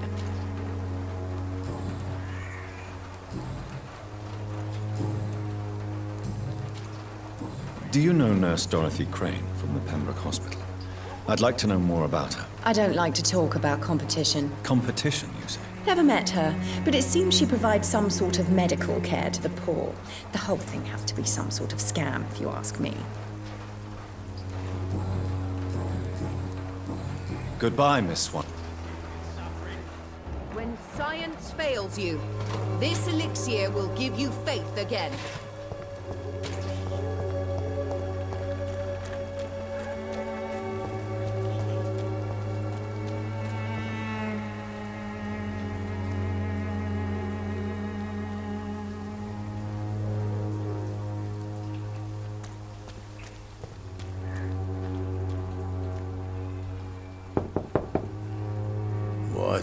What do you want? Leave me alone. Good evening, sir. I'm Dr. Reed. I'm looking for Nurse Dorothy Crane. There is no Dorothy Crane here. Now goodbye. I'm afraid this medical leaflet says the opposite, sir. Really? Well, I'm afraid I'm going to close this door right now. Go bother someone else, Mr. Doctor. To enter that house, I must discover who this man really is. Maybe I could start by observing what he's up to.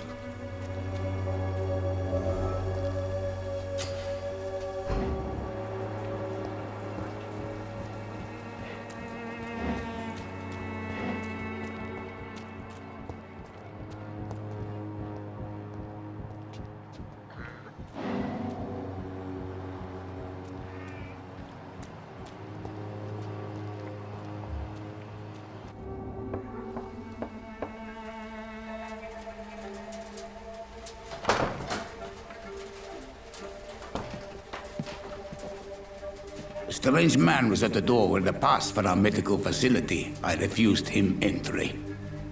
Darius, how could you know he didn't need our help? His clothes were too finely tailored to be for Whitechapel. Perhaps just a friend of that stray poet who is always about. Richard Nithercott. No, not of the same cloth, this man. I suspect some machination from that journalist. Clayton Darby? Is he still asking questions? Yes. I saw him drifting around St. Mary's Church. I swear he is tracking me just downwind.